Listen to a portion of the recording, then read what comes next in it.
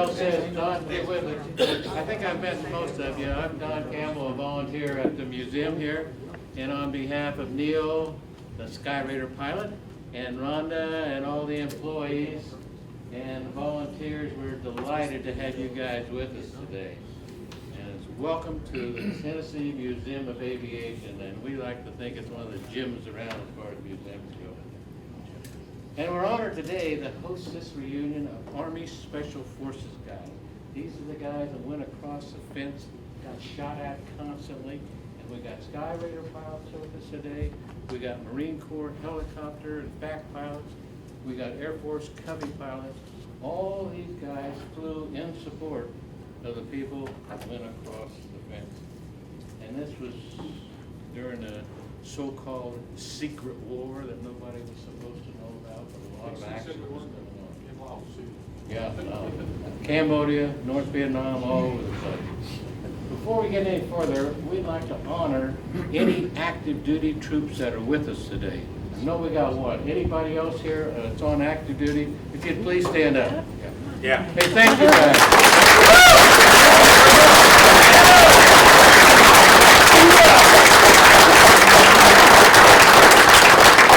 Good on you. We really appreciate you guys. But the main thing we're going to talk about today is an operation called Tailwind. These were some guys that went deep inside of Laos. There were 16 Americans and Don, I think about 120 friendly indigenous Mountangard people.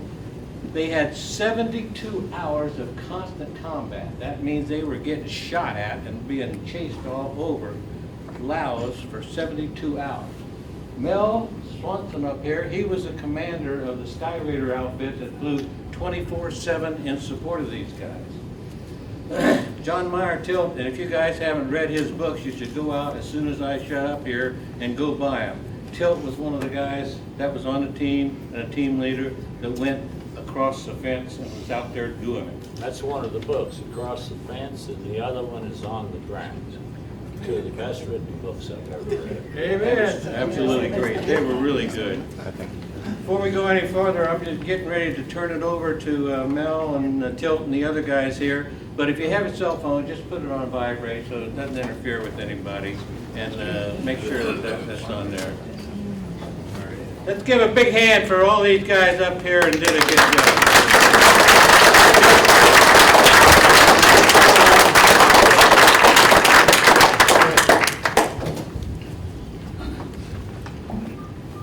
Good afternoon, ladies and gentlemen. My name is Mel Swanson, Lieutenant Colonel, U.S. Air Force, retired.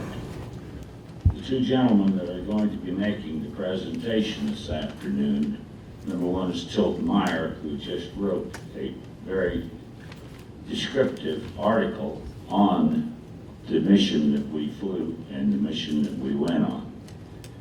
And the other is Gene McCarley, who led the troops on the ground.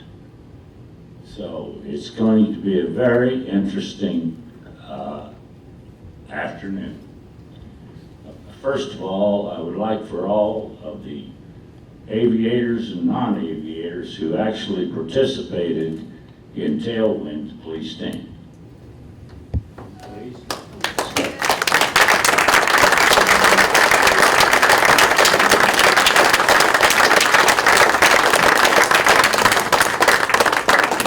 Thank you, gentlemen. Okay. Tennessee Ernie Ford once said that he was as nervous as a long-tailed cat in a room full of rocking chairs. And that's about how I feel right now. So I'm going to turn it over to someone who's more acclimated to public speaking, Mr. Tilt Meyer, and he's going to be the moderator. Gene McCarley, who led the team on the ground, is going to be describing the mission to you and the travails that they got into in so doing. So, without further ado, let's go.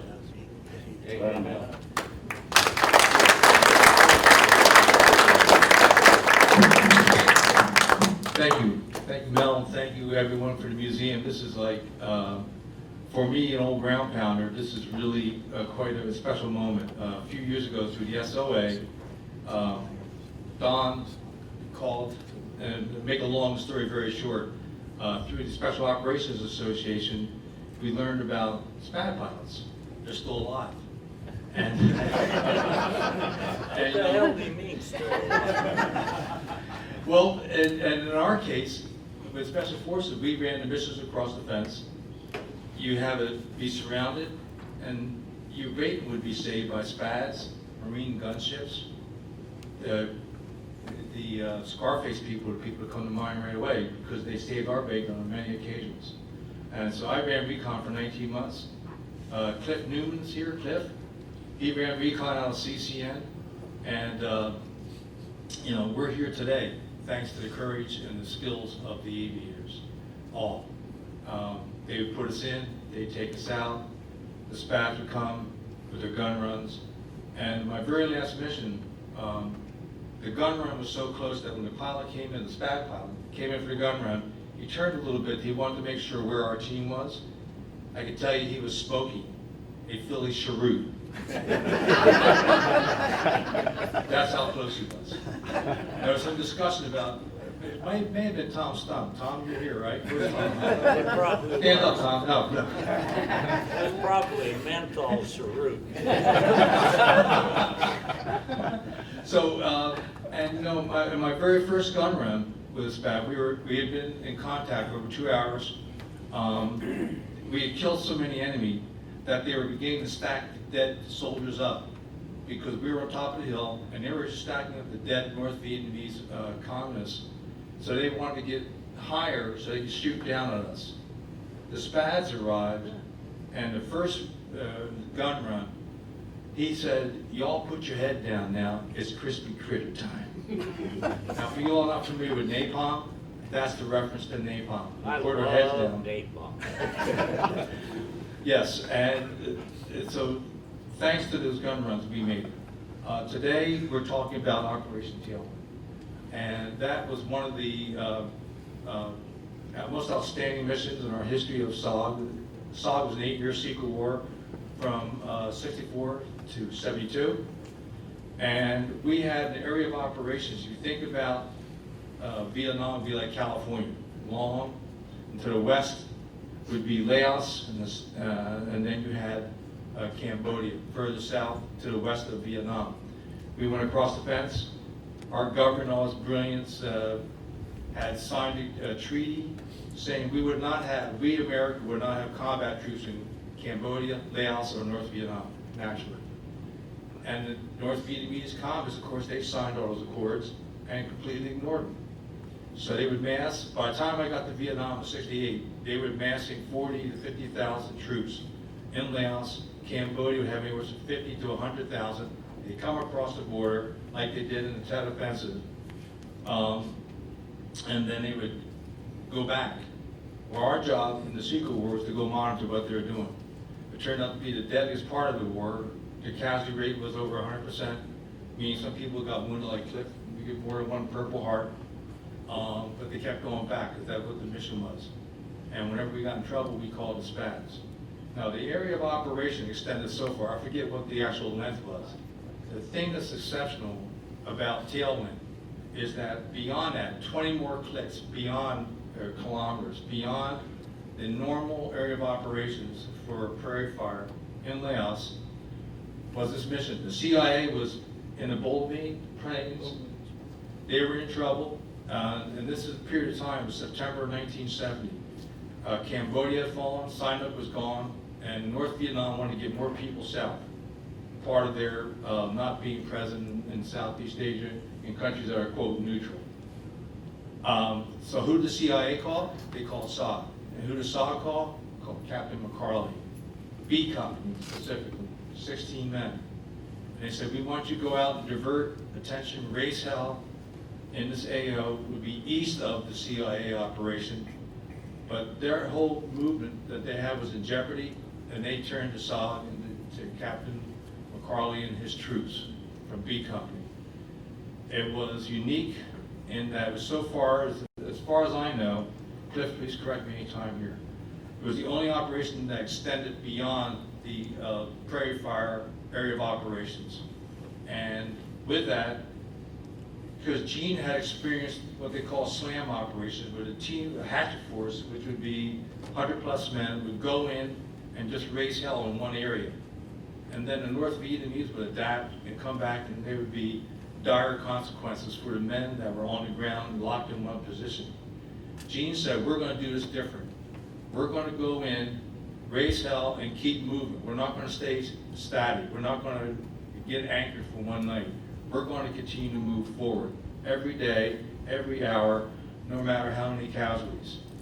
So my thought for today, Don has circulated copies of the 6-part stories we ran in software. Software is an online website, and basically the stories that run through here talk about day one, which is a setup, the uniqueness of the mission, bringing together air assets, Captain McCarley putting together the program, the mission, how to get on the ground, to keep moving, and as we move forward, I think we'll just talk just briefly about it, because the most important thing for today is we have, how many Cubby riders do we have here or facts today?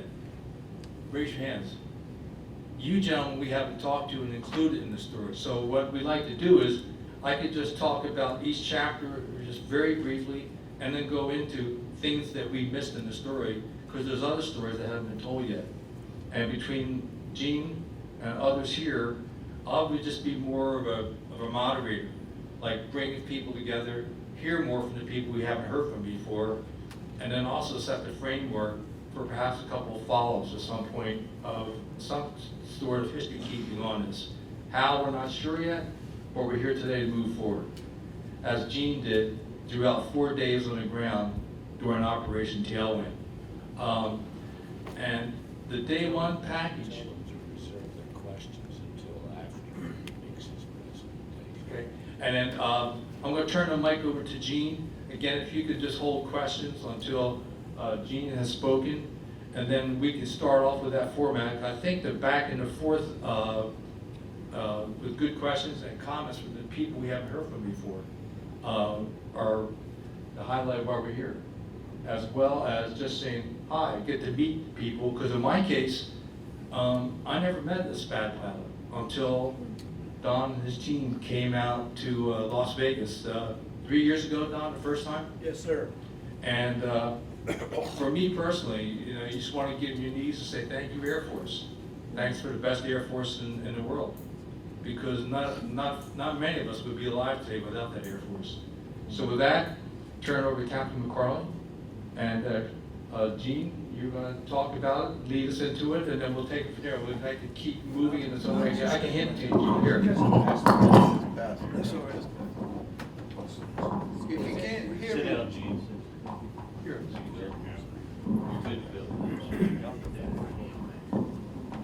Well, first of all, I usually like to tell a Marine joke, because the Marines always laugh about my funny cap parade, and I always retaliate. But I'm not the smartest person in the world, but I'm smart enough to know that the Army is outnumbered, the Marines outnumber us today, so no Marine jokes.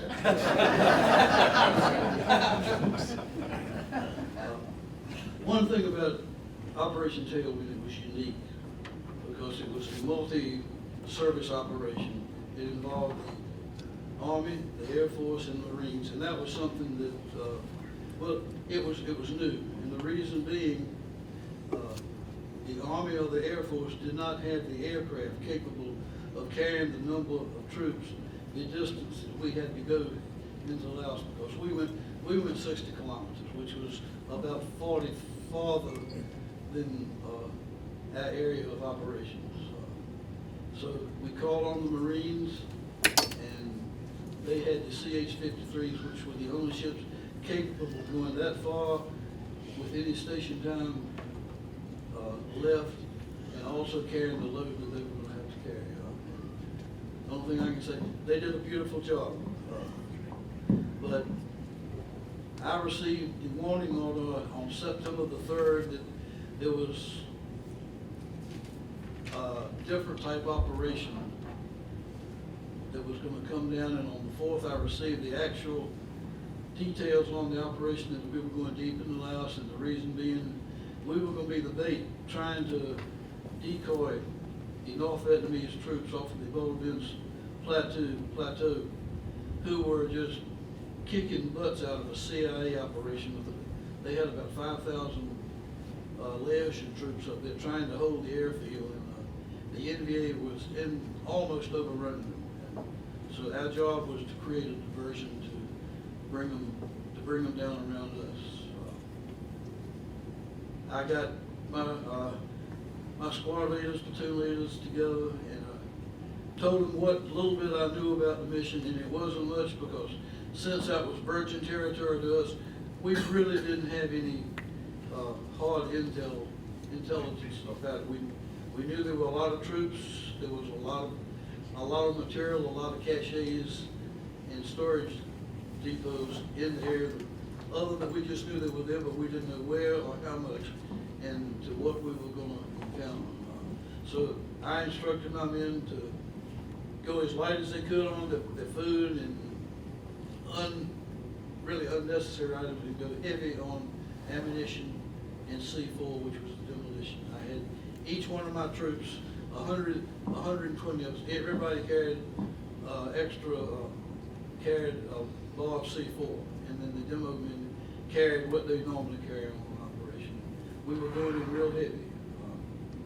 After 2 or 3 days of weather delays and other problems that delayed, on September 14th, we headed out. Once we crossed the Vietnam border into Laos, the Marines can probably tell you more about this, but it seemed like almost immediately we started receiving fire from ground fire. Sitting in these big 53s, it was like sitting in a tin can and somebody shooting with a BB gun. That's what it sounded like. I had 4 of my men in one of the ships that were wounded. They never got off the ship. Once we got off, they went back to the medical facilities to be treated.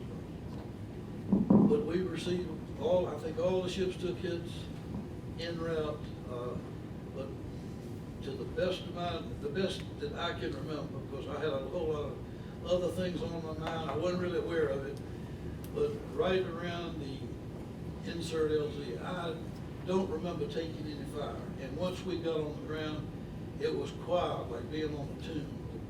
Usually after you get off the chopper and the ships leave, the birds are chirping, you can hear the monkeys in the trees, but it was quiet, just like in a tomb. We received no fire. We assembled, took a head count, make sure we had everybody, and we started out. We probably moved about 30 minutes before we came to a little trail, and we had a small skirmish with about 3 or 4 NVA troops. We exchanged fire. Bernie Bright sitting there, they parted his hair. It was comical now. It wasn't comical then, but he had a part right down the middle of his head, but it didn't seem to break the skin. And I had one other man wounded. But once we exchanged fire, I don't know that we hit them. I know that they hit us a couple of times, but we moved on, and within 30 minutes of an hour, we came upon these bunkers, and they were about 300, 400 yards long, and they were packed with rockets, small arms ammunition, and there was one bunker that I didn't see it, but they said it was about 40 bicycles in that. My demo man, Bernie, and Craig Smith put demo charges in each one with a delay time fuse on it. While we were in there, a phone started ringing, and one of my cowboys thought it he should ask the folks, the Special Forces, can I help you? North Vietnam telephone. I don't know what the North Vietnamese thought about it, but it's funny now, it wasn't so funny then. But after the charges were laid, we moved out, and it moved a fairly good distance. So we had, I think it was a 13 or 15 minute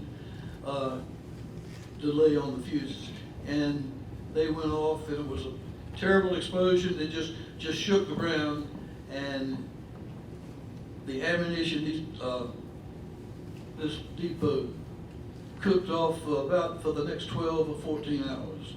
And sometime after that, I don't know whether it was the Marine gunships, the jet planes, or the A-1s, but they flew over them and dropped the ordnance, and anything that our demo didn't destroy, they destroyed.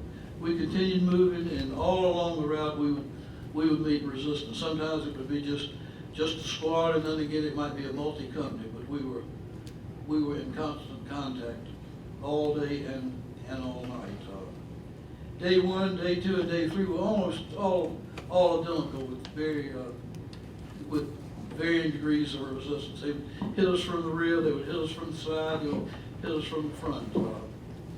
But we just kept moving. We didn't stop long enough really to let them amass enough troops to overrun us. We knew if we became stationary very long, that there were enough troops in the area that they would surround us and wipe us out.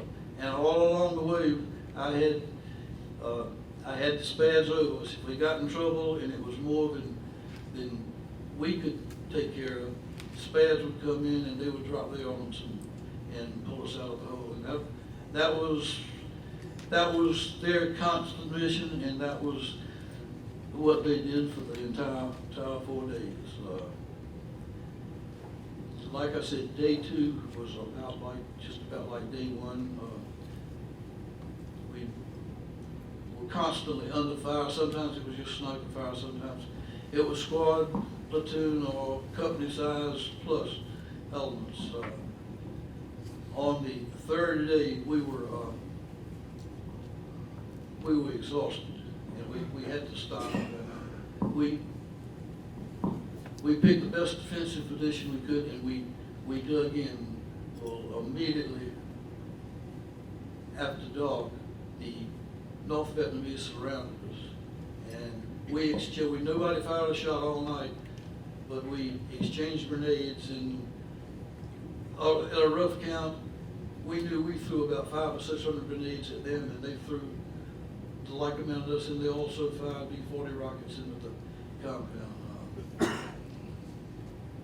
The Air Force 130 gunships flew over us all night. We had air coverage 24 hours a day. We had the SPADs during the daylight hours when it got dark, and we had the Air Force gunships came in, and they just kept a ring of fire around us. The North Vietnamese got in. We could almost shake hands with us, but we brought the fire in just as close as we could, and I even had one man that he was wounded sort of by the fire. He was out of his foxhole trying to catch a prisoner, and the gunship made one of its runs, and it chopped a tree limb or something off his head. It hit him in the head, and that's how he got wounded.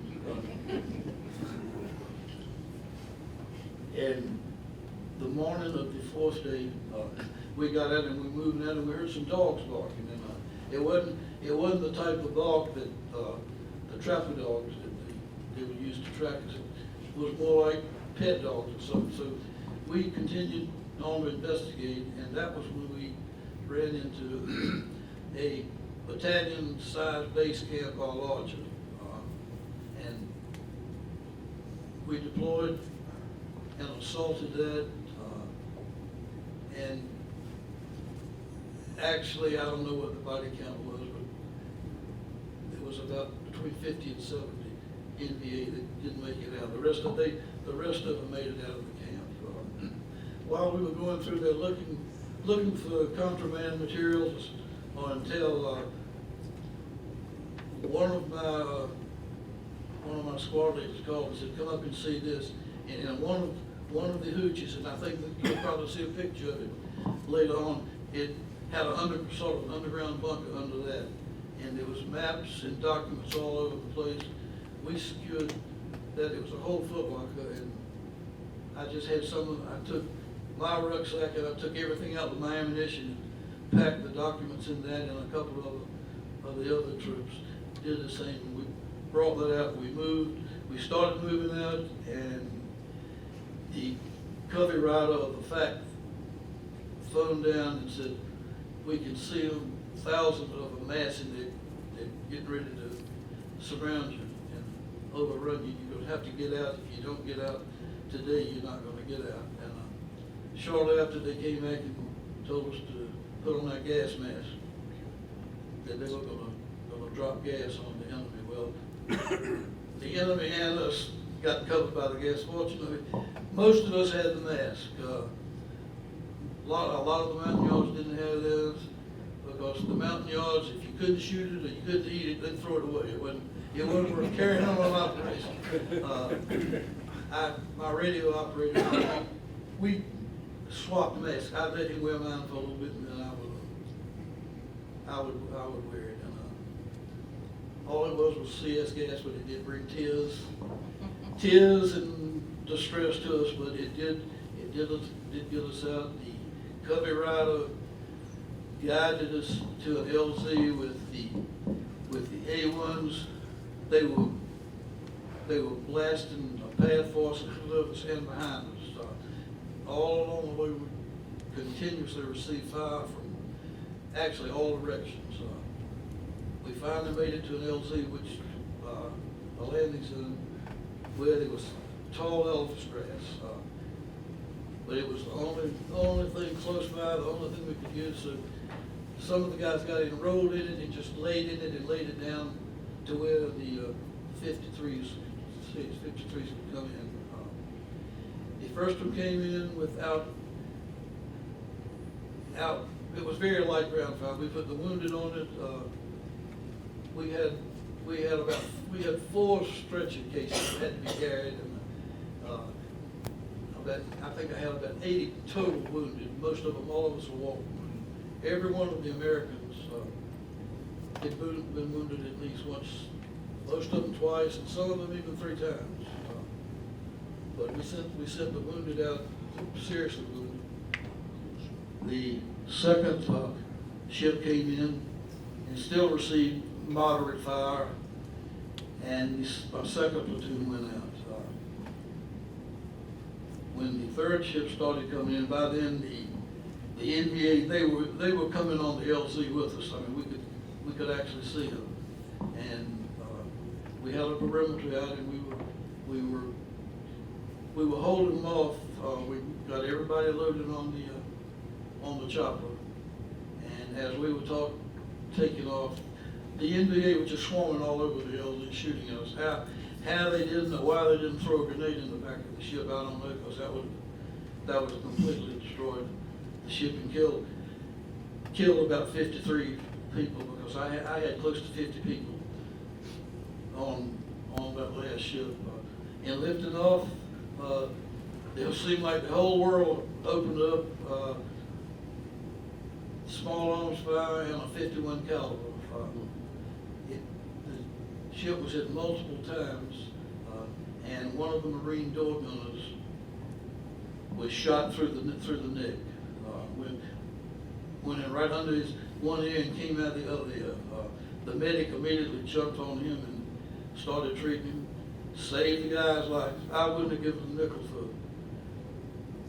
for his chances of surviving, but he survived, and I saw him years later, and the only thing where you could tell was he had two scars on each earlobe about the size of $50.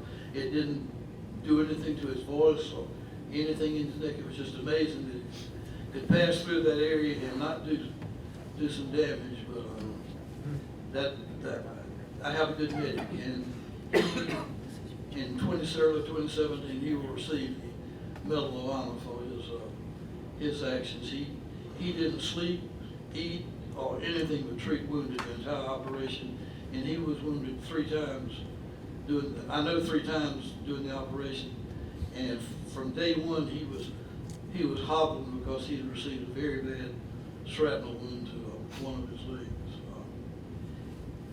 But as we were lifting off, and as I said, the helicopter was taking heavy fire, even 51 caliber, and some of the rounds penetrated either the fuel line or the hydraulic lines. I don't know what it was. I know it was spraying all over the ship, and we got up to about 4,000 feet, and the pilot radioed back, and I could hear it on the radio, but he saying, "Mayday, Mayday, we've been hit, and I'm at 4,000 feet, and I'm going down, and I don't have a GD place to land this ship."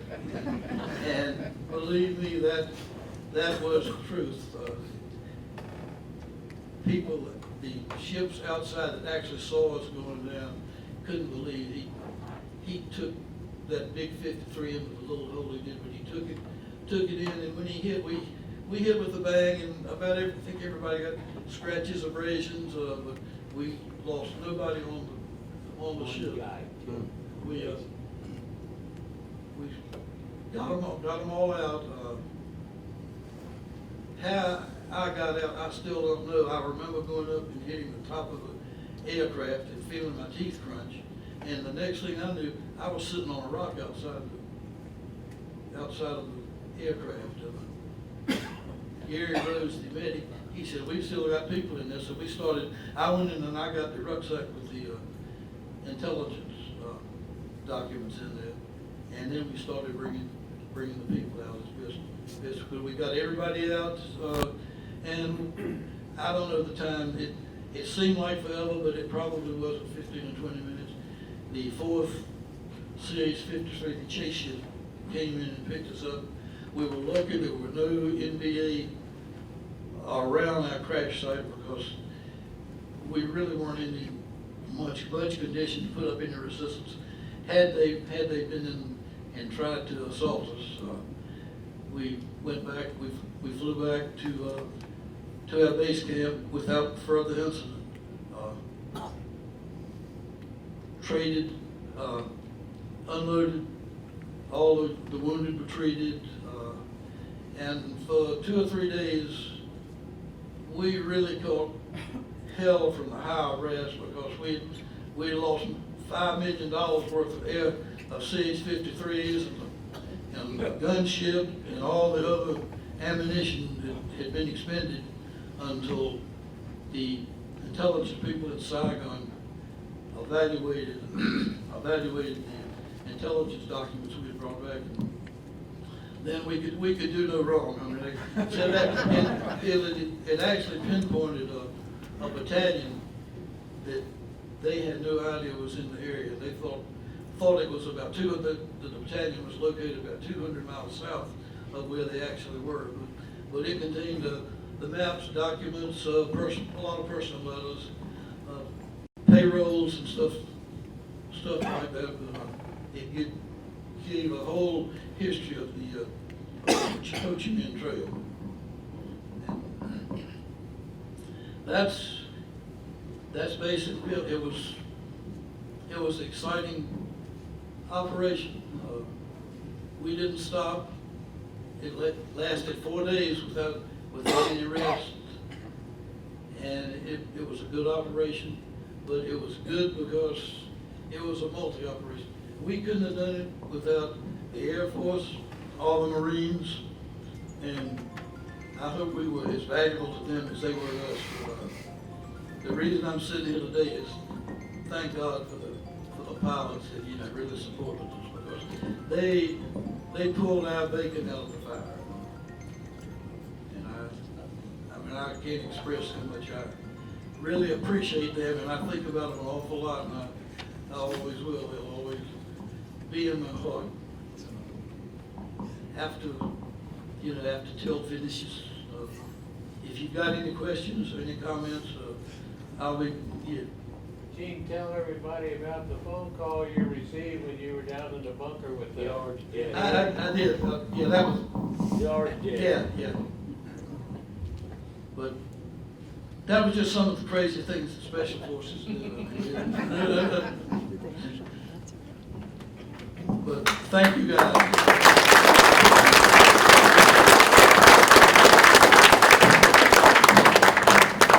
Thank you, Gene. Last year, we were working on this. I got to meet some of the pilots, and I think we should start at the end here, because what Gene was talking about was the last day. Don Persky, are you present? Where are you? Yes. Here he is.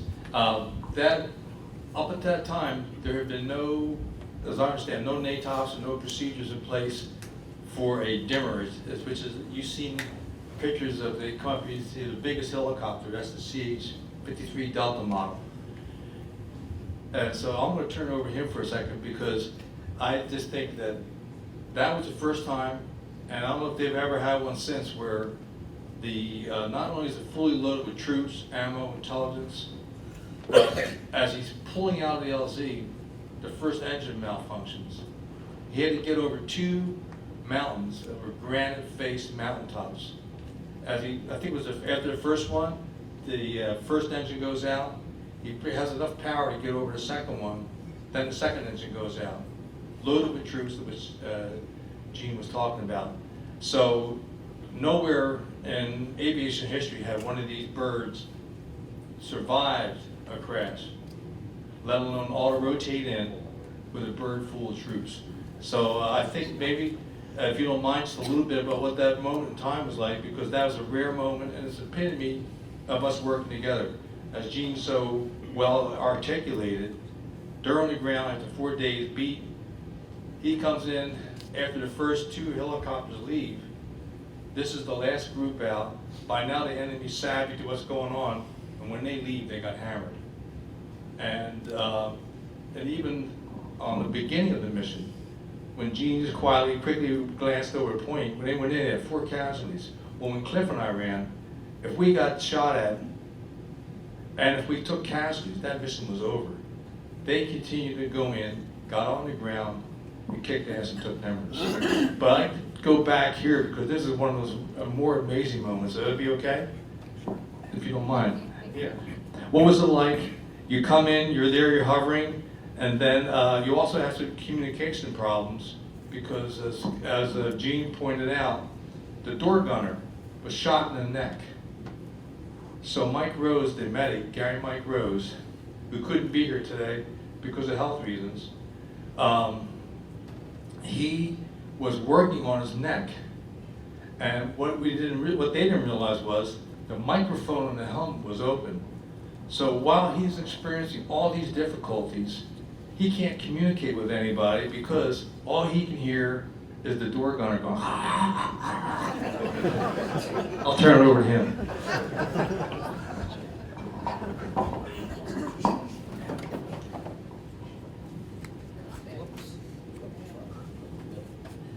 That's it. Okay, thanks, Doug. Hey, I'd like to start with something different than what you initially led up to. Hey, that's what we're here for. This is like, we just go with the flow. But I think this is important to just share a perspective. I was a 22-year-old first lieutenant at the time, and other than mission briefings and getting together and boarding the choppers and pulling these guys out, I had not a lot of interaction with the Special Forces guys, other than observing them.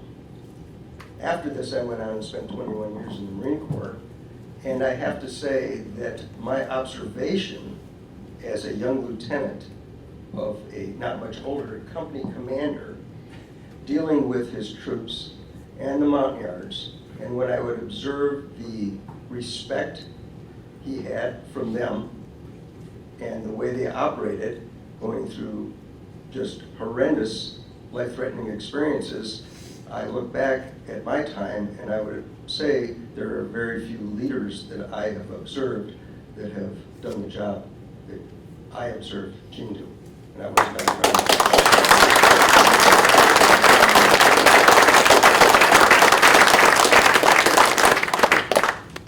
So keep in mind, this is just a little bit of my perspective. So Our squadron, HMH 463, had been involved in some of the missions supporting Special Forces, setting up radio relay sites and various things. Because of the range and the capabilities that we had, we put across the fence, and then the word came down that we were going to be involved in, we call these, there was mission 72s was the number, and this is like 7,200. This is going to be the big enchilada. And the brief that we got is we would set off with 6 transport helicopters. 4 would actually do the mission. 1 would be our self-contained SAR, because it was very likely we would lose aircraft along the way, and the 6 was the backup, and I believe we had 6 Cobra gunships with us.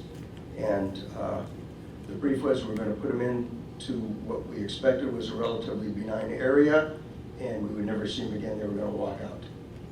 Well, as Gene's explained on the initial insert, it was far from what we expected.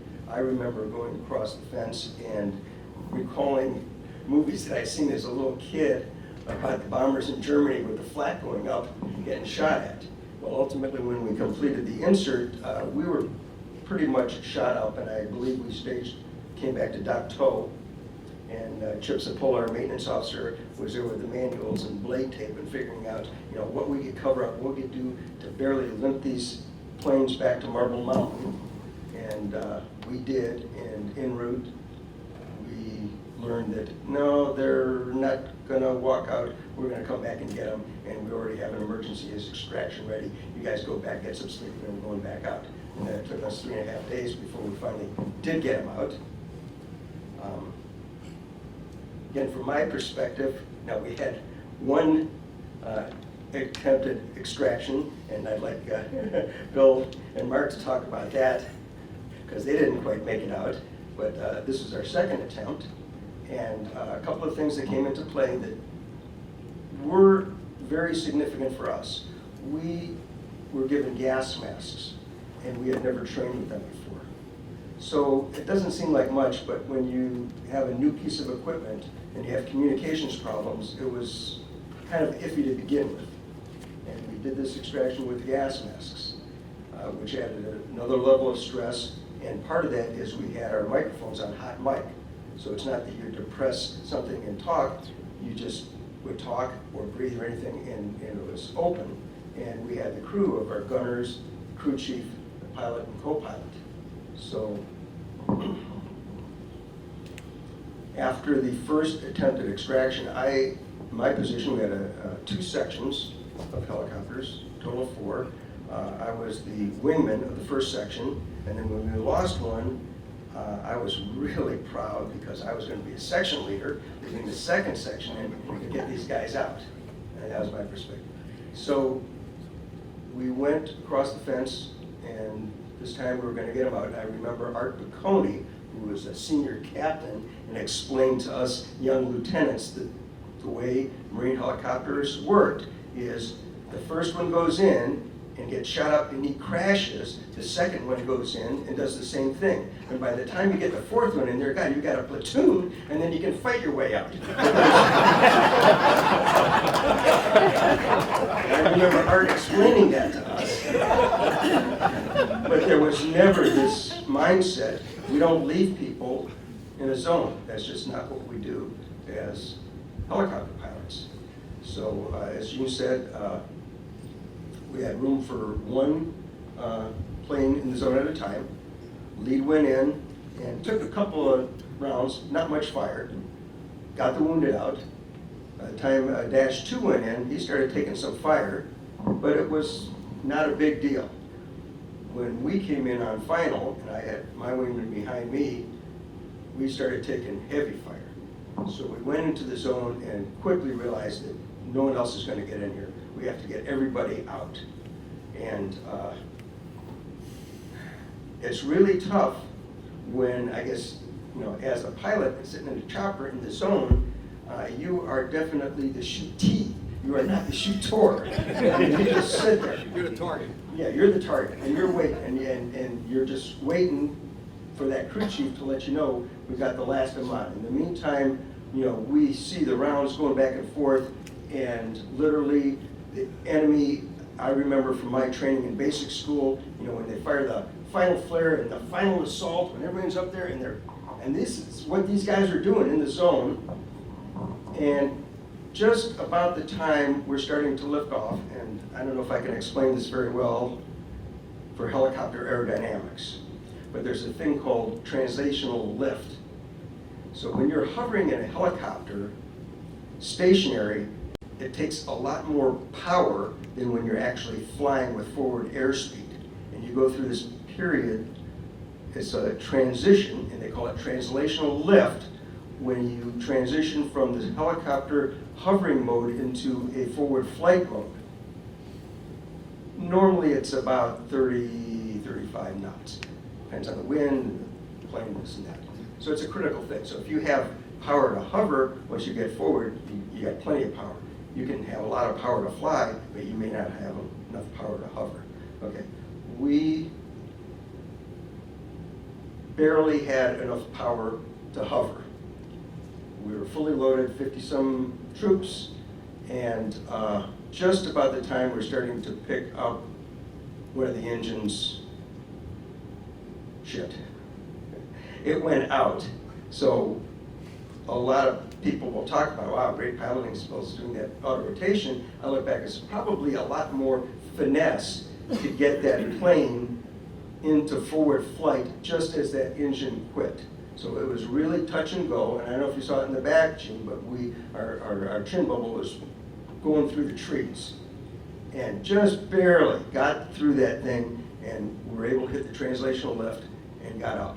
Now, this is about the same period of time when everyone's on hot mic, so you hear everyone breathing, and my gunner takes a round through the neck, and he's gurgling, and pretty much stopping all communication. And I look in the back, and you know, there's stuff spraying all over, hydraulic fluid and fuel. But finally, we hit translational lift and get the plane climbing. The first ridge line was a real challenge, but I had airspeed enough to bleed it and get over that. And then started slowly climbing out to what I thought was going to be the end of this mission. Finally hitting probably about 3,000, 3,500 feet. Mike got our gunner off the hot mic, and my co-pilot and I were able to strip our gas masks off, and we were able to communicate. And at this point, you know, flying along, fat, dumb, and happy, we're heading back to home. We got out of that sandwich. All of a sudden, the other engine goes. To this day, I can't say why. One of the things that our engine people would do purposely, so normally on a jet engine or any engine, you have certain limits that you can fly it up to a certain limit, and if you exceed that, you're going to do damage to the engine. So they adjust these limits so you don't do damage. Well, we're flying these things in combat, so the guys would crank us up a little extra. So whether I completely overboosted that engine on the way out, whether it was fuel starvation, I don't know, but the thing quit, and all of a sudden it's dead silence. And the terrain here was rugged, to say the least. Pretty much sheer cliffs all around. To back up a little, if you're not familiar with the capability of a helicopter to auto-rotate, basically what you are able to do is to trade the energy of the helicopter going down through the force of gravity to keep the rotor going, which stores that energy to allow you to give one shot, starting with a flare and then pull of the collective to cushion the landing, completely power off. So the immediate reaction of any helicopter pilot when something happens is you lower the collective, you have to load off the rotor system to start building up that energy. And that came naturally, and that's what I did. And the big thing is, okay, where are we going to put this thing down? The glide ratio, of course, is not great. It's like about a 1-to-1.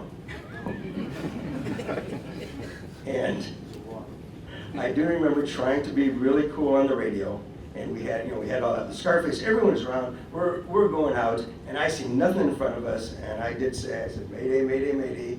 We lost the second engine. We're going down, and I don't got any place to go. And I was really hoping, kind of praying, that someone was going to say, hey, dumb shit, 5 o'clock, 2 miles, there it is. Nothing, dead silence. So, just by, no place to go, started following the canyon and continuing down the altitude. And I don't know the elevation of the zone we ultimately ended up at, but it was pretty low. And following a canyon that turned into a river, didn't look like much of a place to go, but my initial thoughts are, I'm going to put this thing, kind of like Sully did, in the water, because at least it's flat instead of this and that. And aim for this little spot. And just as I started the flare, it looked like there was almost like a little island. The river kind of branched over there. And for some reason, something in the back of my mind went, I think there's wounded guys there, they can't swim. So put it onto this kind of island that was not very level, and I guess you call it a landing, you call it a crash, anything you walk away from is a landing, but we hit down pretty hard. A lot of us got banged up and got out, and we had our own number 4 with us. Seemed like a couple of days, but actually it was probably more like a half hour, an hour. I don't know, we weren't down there very long, and pulled us out. And then one of the things that, I got banged up a little bit, my lip was kind of hanging by a thread. And we had our maintenance officer who liked to go on missions with us. He wasn't a pilot, but I remember when they picked us up, he was at the back of the ramp. His name was Chip Cipolla, and he looked at me, and he always used the expression, shoo. He said, shoo, you look really screwed up. You better hold on to that lip or you're going to lose it. But anyhow, we got out, we survived, but I can't tell you the amount of respect I have for the SOG guys for what they did all the time. And like I said, I don't think I've talked to anyone else about this, but I have to say, as a young, very impressionable lieutenant, when I would observe the interaction with his company commander and his troops and the Mountangards, the way they listened to him, respected him, followed his orders, gave him feedback, and said, wow, those are the leadership things that I would like to learn when I get to be big.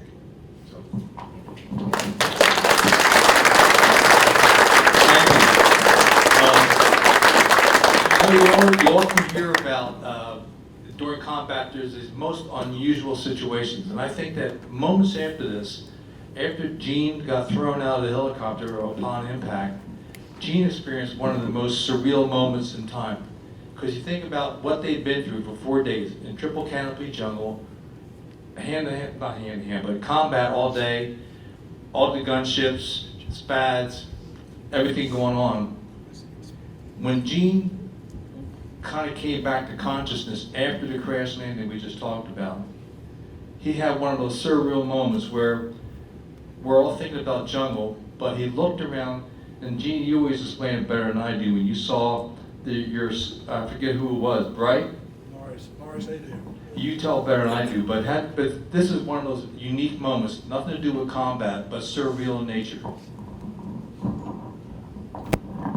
Well, as Don said, he put the ship down right next to this stream, creek, whatever you want to call it, in the tailgate of the ship was sort of facing that stream. Well, I don't know how I got out, but I think I went out the side door, and like I said, I woke up sitting on this rock. How I got out? Push the mic switch on. Mic switch.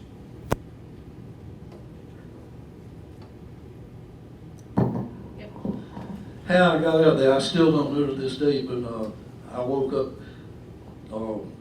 got out of my semi-conscious state sitting on this rock, and I looked out, and right in the middle of this creek, and it was beautiful water. It was sort of clear, like in Hawaii, and like a real small white sandy area. like a resort or something where you might want to go for a picnic. And out in the middle was my first sergeant, Morris Hare, standing in water waist deep and just smiling. And the only thing I can think of is here we are, we've crashed. We might be surrounded by hundreds of NBA. What in the hell is he doing out there swimming? And today, to this day, he remembers it. He says, I don't know why I was smiling. It might have been because I felt like I was lucky to be alive. But he was out there. It's one of the funny things I can think about and laugh. One of the few funny things on the operation. Indeed. And when I interviewed Mo for that, he said, to this day, he said, I really don't know why it's grinning. It's a baby, like Gene said, I was just happy to be alive. To move along, we have gentlemen here that we've never talked to about or talked with, and from the Coveys, and perhaps if we could get a name for each of you, talk about what days you were there a little bit, and then you've heard some of the general stories here, and then maybe talk about some of the things that you saw, because you were literally the bird in the sky watching us go down. And for those of you that are not familiar, Covey, or we had Ravens, but the troops on the ground generally would work through a FAC, a forward air controller. In SOG, we call it, their code name was Covey, and our Coveys would usually have a green beret riding in the side seat. And some of the FACs would be solo. Each bird would be a little bit different, but the idea being, if a team's on the ground like Gene, he would be talking to a Covey who would say, bring the SPADs here across my perimeter, or give us a gunship run, and drop the bombs here, gun run here, Scarface, we need your rockets here. And Gene would tell a Covey would then direct it. And the key thing would be to locate the team to avoid any friendly fire. So through all 4 days of all these gun runs, bombs, some napalm for good luck, Spectre gunships at night, and Spectre was a C-130 that could fly at night, circle over a team, and pick up the team off their infrared. And Gene had a special device that you had with you that could link with Spectre, right? So he had a special device. It didn't work.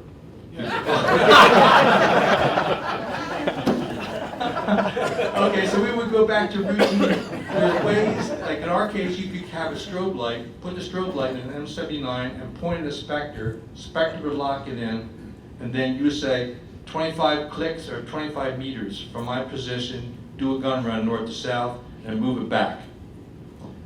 We would talk to Covey, they would work it, or Spectre would be direct at night. But during the daytime, all these gun runs, we never had any friendly fire accidents, which is a tribute to the guys calling it in, more particularly to the men delivering it.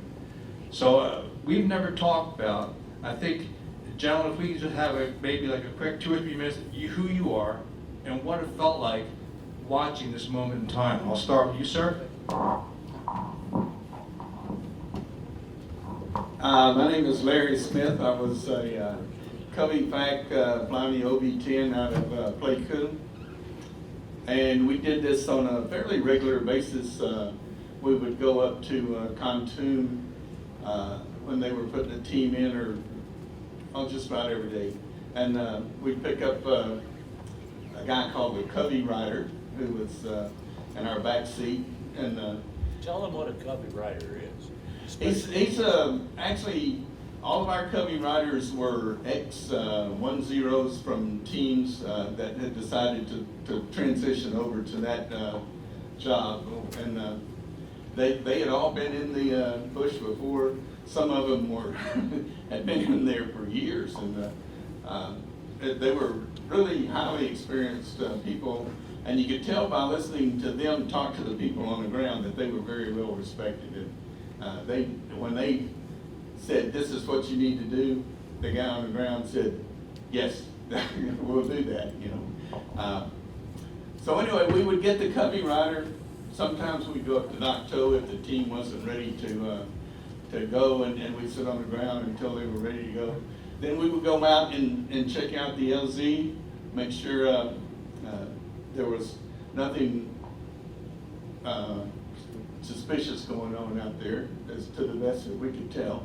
And then the team would come out in their helicopters, and they'd have gunships with them. As soon as they, if we needed any airstrikes in the area, either in the infill or exfil, we would do it. The Air Force guy would do it at the direction of the Cubby Rider. He would tell us, well, we need to put airstrikes in here, and then we would direct it. But when the helicopters came out, they're arming and he's arming, and they talk to each other. So we get this guy out of the loop, and we would sit there and just listen to what they were doing. But all of the snakes, the gunships, and the support helicopters, they're always talking to the guy in the back seat, and I'm just sitting up there chauffeuring him around and letting him do his thing. In this particular mission, I was there when we put the team in, and I was there when we pulled them out. The other 2 days I was not there, and I wasn't really even supposed to be the fact on the primary fact on the days that we did that, but I wound up being him when we did the infill and the exfil. I don't really have any war stories to tell you. I was there. I did try to help Gene a little bit when he was looking for the LZ, and the guy in my back seat, his call sign was War Daddy, and War Daddy would tell me, he says, he needs another vector, and so we would go down and fly over his position in a direction of the LZ, so that he would, make sure he didn't veer off of one way or the other, because time was of the essence, and we needed to get him out of there as quickly as we could. The only other part that I remember vividly about this mission is when this guy right here put that helicopter into the canyon down there, and we had gotten everybody off. Excuse me. We'd gotten everybody off the LZ, and so our normal procedure was if we knew there were troops in the vicinity of the LZ, and as soon as the last helicopter was out, then we would get with the SPADs and we would start beating up the area around there before they could get away, and just to cause as much damage as we could.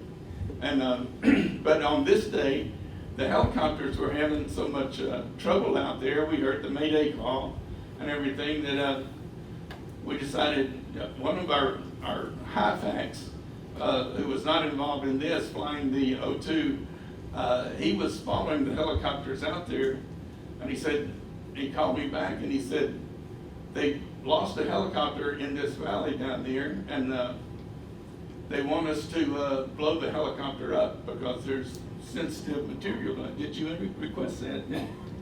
Somebody requested that. I knew no one was gonna go back and get it. Somebody requested that we blow the helicopter. Blow it up. And our O2 guy, you would not believe the hole in the ground that this guy put this helicopter into. I mean, it may not have looked that steep to you, but it was awful steep to me. And the O2 guy would not go down in there. He was afraid that he didn't have enough power to get himself back out of there. And Tell me why what an O2 is, just so they know. O2, well, there's a picture of it flashes up here every once in a while. Cessna Skymaster. Yeah, Push it's pull. the push pull. These two gentlemen Not right very- here not very flew bad. that airplane They flew it. out of Playcoon. But the OV-10 had a little bit more power. It was a little more maneuverable. That's the O2 right there, yeah. And the OV-10 is this next airplane that airplane right there. Had a little bit more power, a little more climb capability. So anyway, I went down in there to see if I could mark the helicopter. Well, I didn't need to mark it. I mean, you could see it from a mile away. And about halfway down there, and I think it was you. No. But I just decided to heck with it. I don't need to go down there and mark that. Everybody can see it a mile away. Ran out on it. Yeah. So I went back, I said, it's down there, go hit it. Lots of luck. But anyway, that's basically what the Cubby So Facts did. giving. And we did it almost every day, and it was a real pleasure working with these guys. It's probably the highlight of my Air Force career and the highlight of my flying career. Thank you, Matt.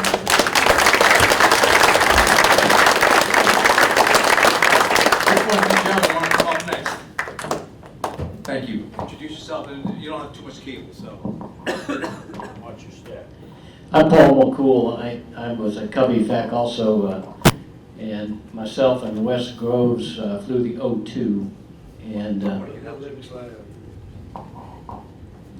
neither one of us was involved in Tailwind. We both arrived.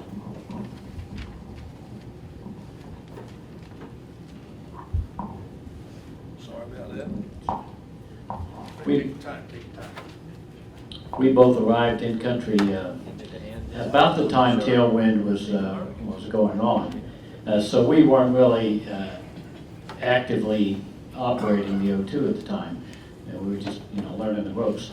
But just to clarify a little bit, Larry here says that, I was just overhead and that kind of things happened and we did this and we did that.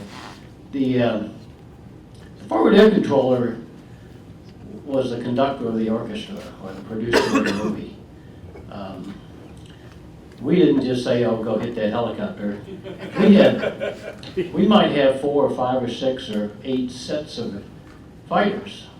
Might be F4s, might be A4s. You've heard them talk about the SPADs, that's the A1 you saw fly this morning. Other helicopters. It was a very complex job.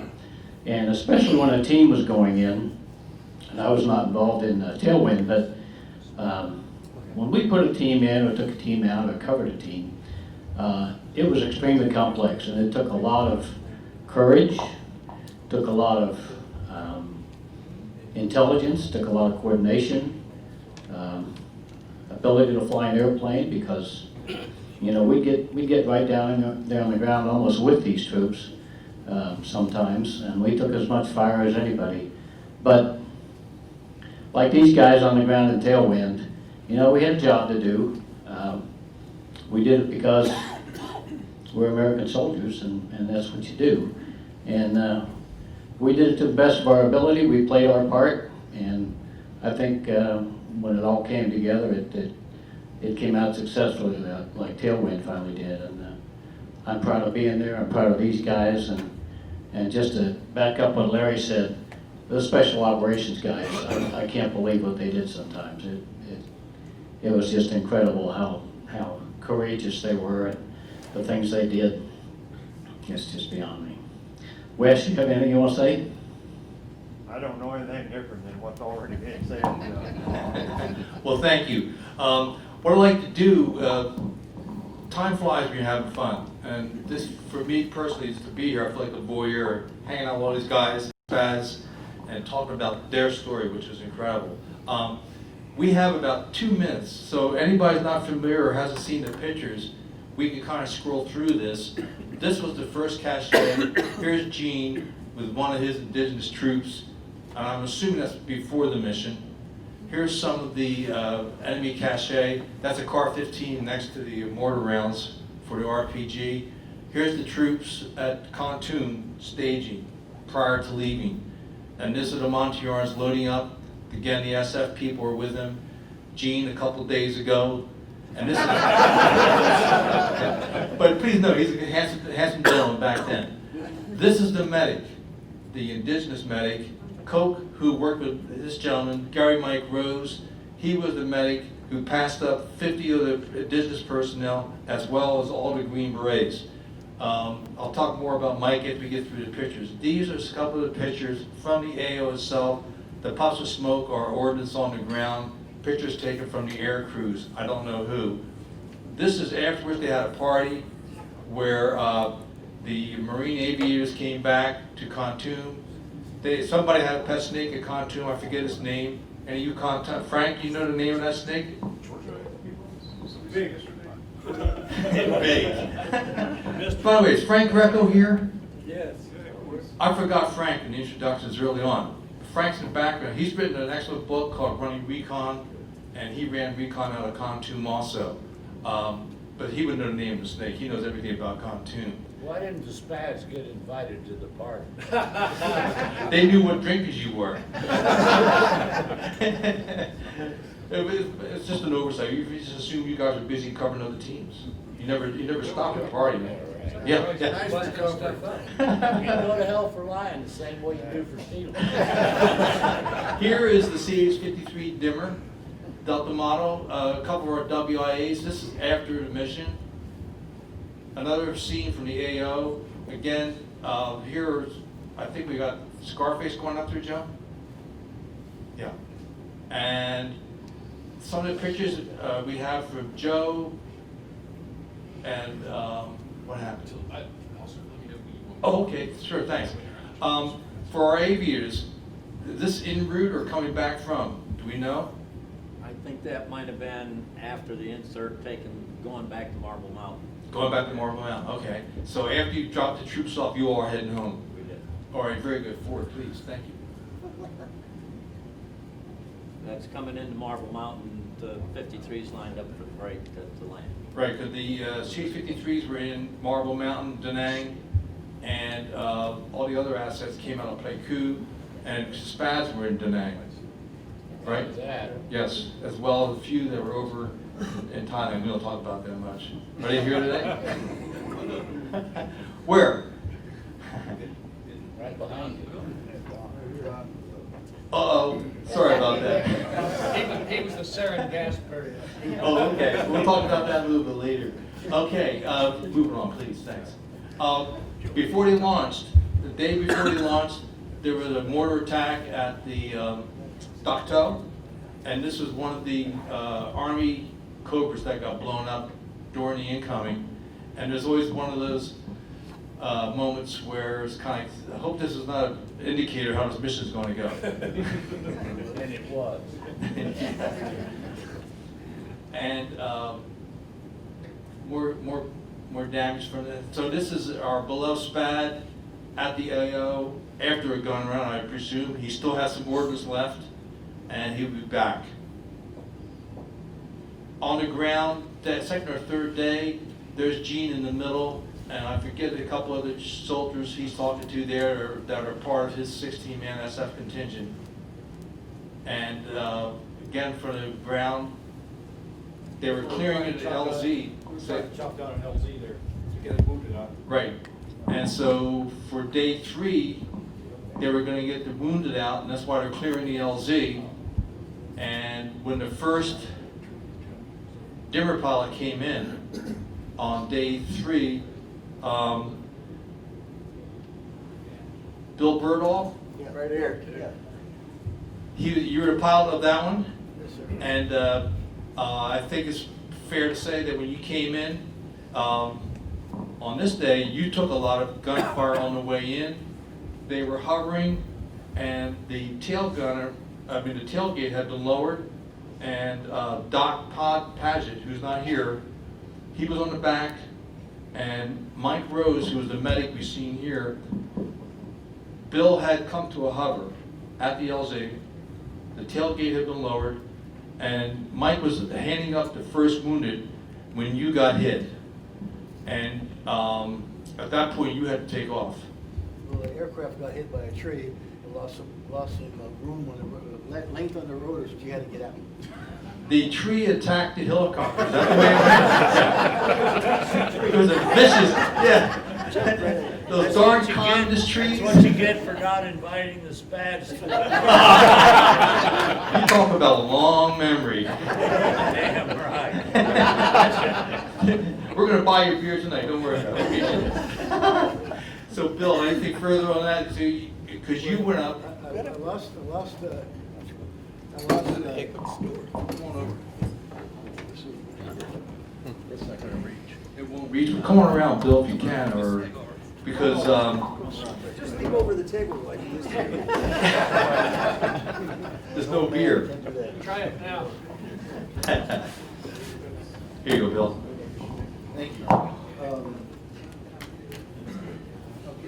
This is a crazy mission for us because we never went that far into the country. We had a lot of mission 72s that Don spoke about.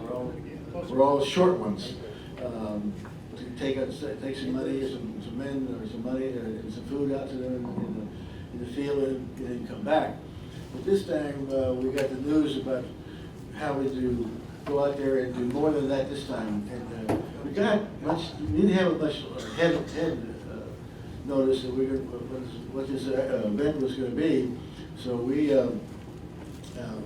got the news and head down to Khartoum to get a briefing. And the briefing was a little horrible because the Army captain was telling us about the mission. He kept on putting acetate down acetate over the landing zone, and by the time he finished it, you couldn't see the landing zone anymore. That's the amount of weapons out there that were expecting us, or we were going to expect.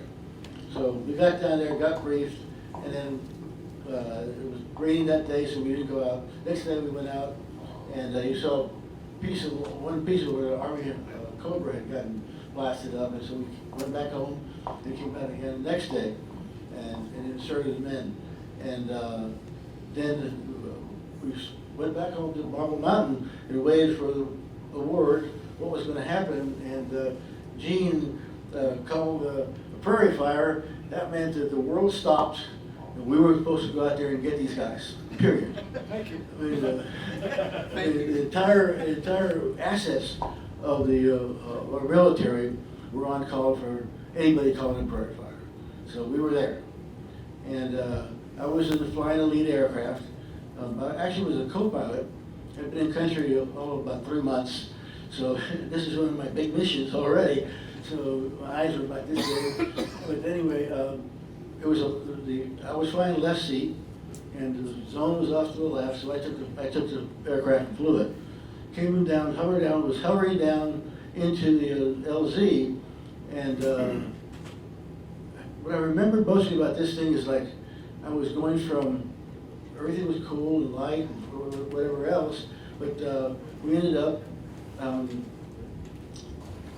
the LZ was too small, and the pilot was right in my controls, and we hit the tree.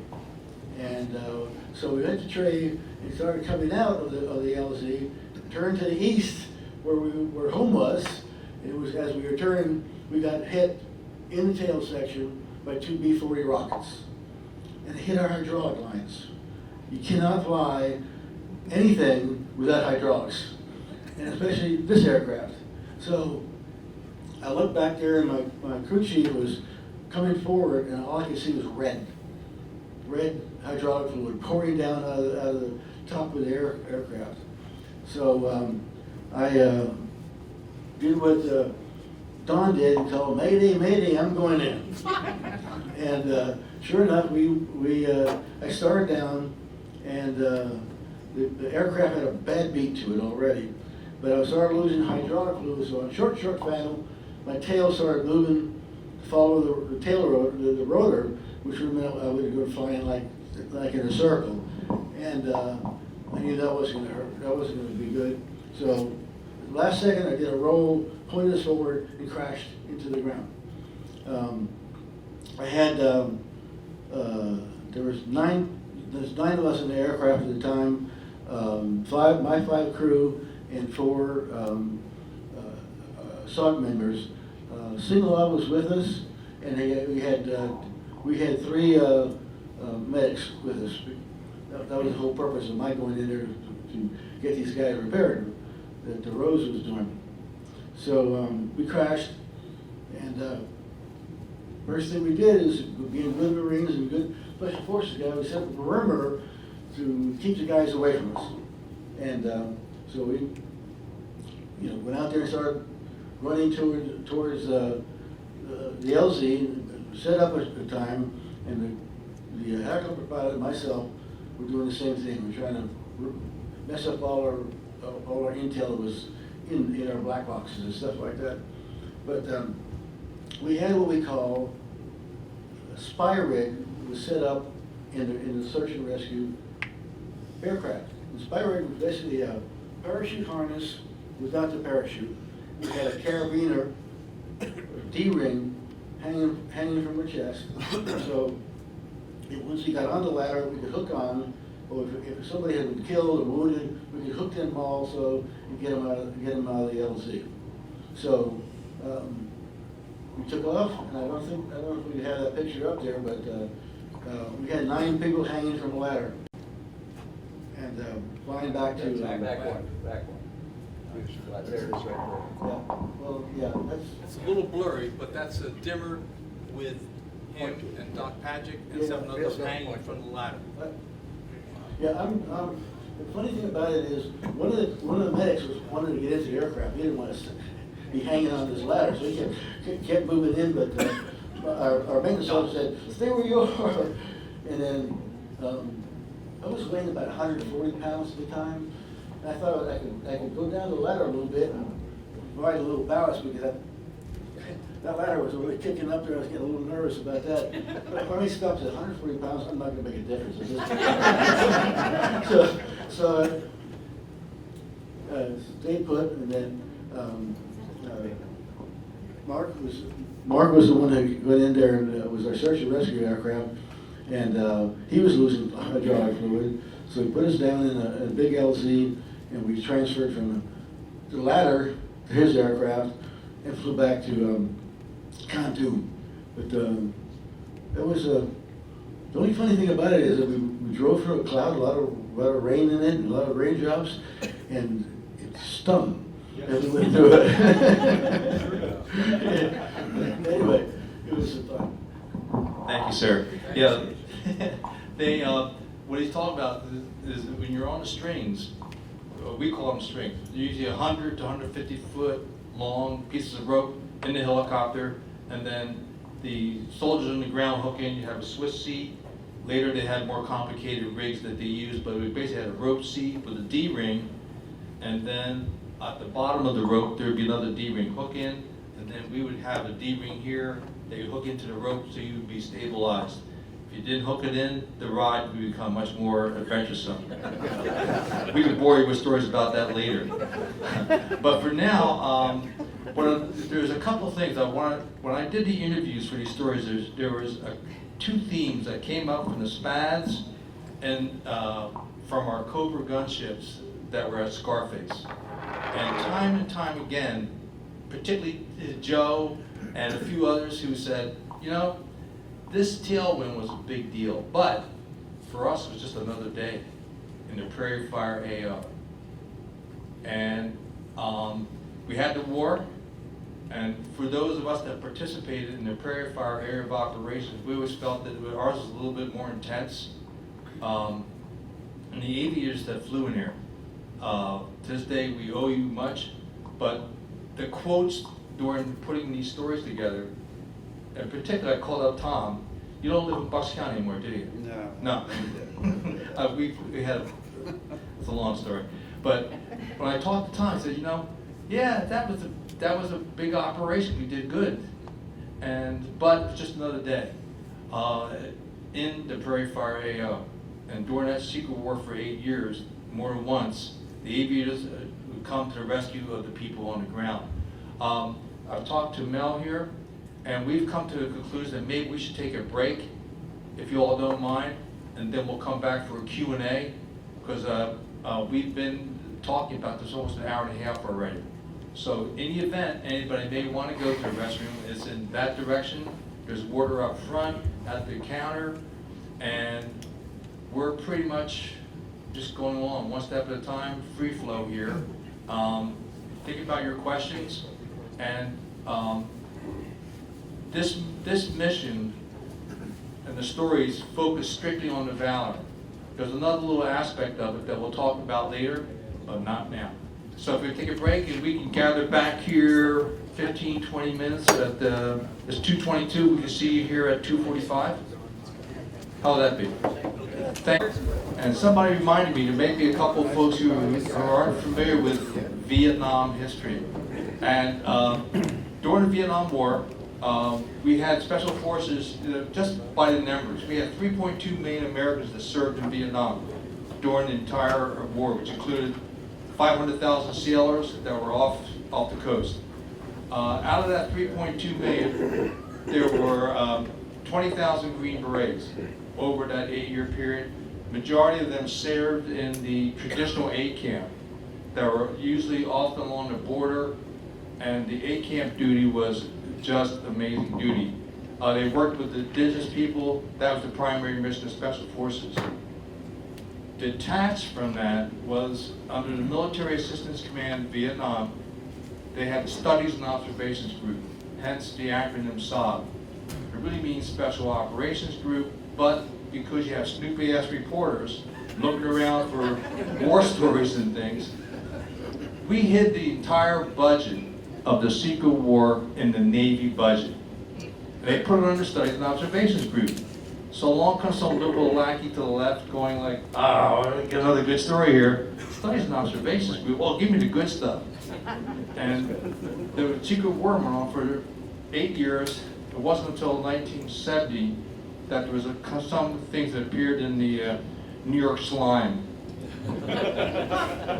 So, with that thought in mind, out of the 20,000 Green Berets, 2,000 were assigned to MACV SOG. And out of that, 2,000, depending which reporter, which historian you talk to, you have between 450 to 650 to 700 men that ran reconnaissance missions across the fence with recon, and then we had the Hatchet Force troops that were included. The rest would be support and other services. So that is the first part of that. And getting back to our present day here, there was one story we talked about Bill when he got shot down. When they were flying out, the medic on his ship was John Doc Paget, and he had a vivid memory because we talked a little bit about how some of the aviators saw ACAC. Anybody that's seen the World War II movies, they had anti-aircraft airburst that would explode in the air. The shrapnel was devastating for aircraft. Well, Doc Paget saw it, and he couldn't believe it. So when they were flying in Laos to go to pick up our troops, well, 18 years later, after the wall fell in Berlin, Doc went to a conference. He had on his Green Beret patch, and sitting next to him was a young Russian lieutenant from the Ukraine. And the Russian turned to him and said, "Well, I see you were a Green Beret. Did you ever fight in Vietnam?" "Yes." "You go to Laos?" "Yes." He goes, "My dad was in Laos." That got Doc's attention. He goes, what was your dad doing?" "Well, he was part of the Russian unit, was there with the anti-aircraft unit with the ACAC." He said, "Well, your dad tried to shoot me down 18 years ago." So one of those little odd sidebars. Before we get into the question and answer period, I wanted to see, there were a couple of key players that are up front here, and I know Tom Stump particularly. I heard a lot about Tom and the men who were there that day. There's a lot of modesty here, but Tom, I didn't know if you want to talk a little bit about your last day, what you saw with your gun runs, because at one point when the critical point where the aircraft is in trouble, they needed a close bad run, and Tom came in. Tom, would you mind just illuminating on that a little bit, taking that a little step further? So I'm an A1 pilot, or I was an A1 pilot about 45 years ago. So I wasn't part of the first 3 days of Tailwind. I came in on the 4th day. In my mind, the most exciting day. And I got a briefing the night before because I knew nothing at all about Tailwind, nothing at all. And they told me, well, tomorrow you're going to lead a flight of 2, and you're going to pull these guys out. And I said, well, where are they? And they said, well, they're on the Boldens Plateau. Most of you don't know about the Boldens Plateau, but it's a bad place to be. And I said, well, how many are there? I figured 6 or 8 people. And I said, no, it's 140. 140 people pulling out the Boldens Plateau. Yeah, and it's close to an interdiction point, so, there are a lot of guns there. So this just kept getting better and better. Something to look for. Yeah, that's right, yeah. So, I guess the topper was that the weather is supposed to be rainy and 1,000-foot overcast. So it was a sleepless night. And in the morning we took off, and we got out to the area. We started taking fire right away as soon as we got to the area. Now, as we were talking about the facts, of course, usually Gene would work through a fact to me. So I got out there, and there wasn't a fact. And we had an overhead, cloud overhead, about 1,000 feet. So we started taking fire, of course, because it was fire, just through the clouds at our sound. And so, we're talking about shootee and shooter.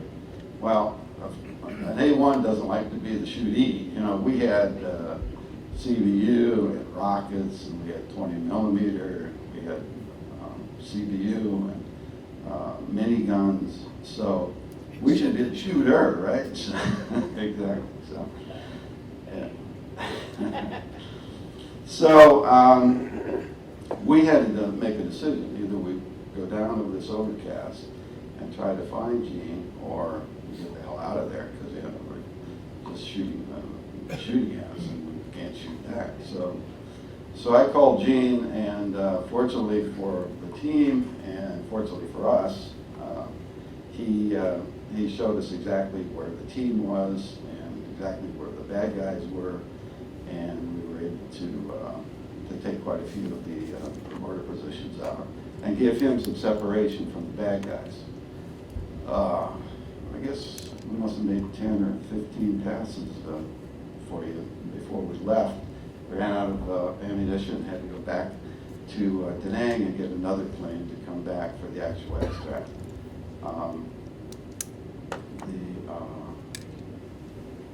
Just a word about the maintenance guys at Da Nang. We had outstanding maintenance, and when we got back to Da Nang, we just jumped out of one plane, jumped into another, and went right back out. Once we got back out there, there was a lot more chatter this time, a lot more airplanes, and a lot more facts. So the facts were controlling the exfil, and this is when Don came with the gas, dropped the gas, and you heard the rest of the story. So that was our mission. The shoot down, or actually, I guess you would call it the shoot down. The helicopter, Mel and I watched that plane go, watch it go down. I think, Mel, you destroyed it. I think that was the third helicopter we destroyed. I hate helicopters. And they brought in the other helicopter, brought the guys out, and that was it. So. Hey, Tom, related to your story, did any of the A1s that were involved, did they take any hits, or did we lose any A1s? We never took a hit. Never took it. We're very good evaders. We stay so love that they don't know we're there until we're right on. Are you gonna talk about the gas? Yes.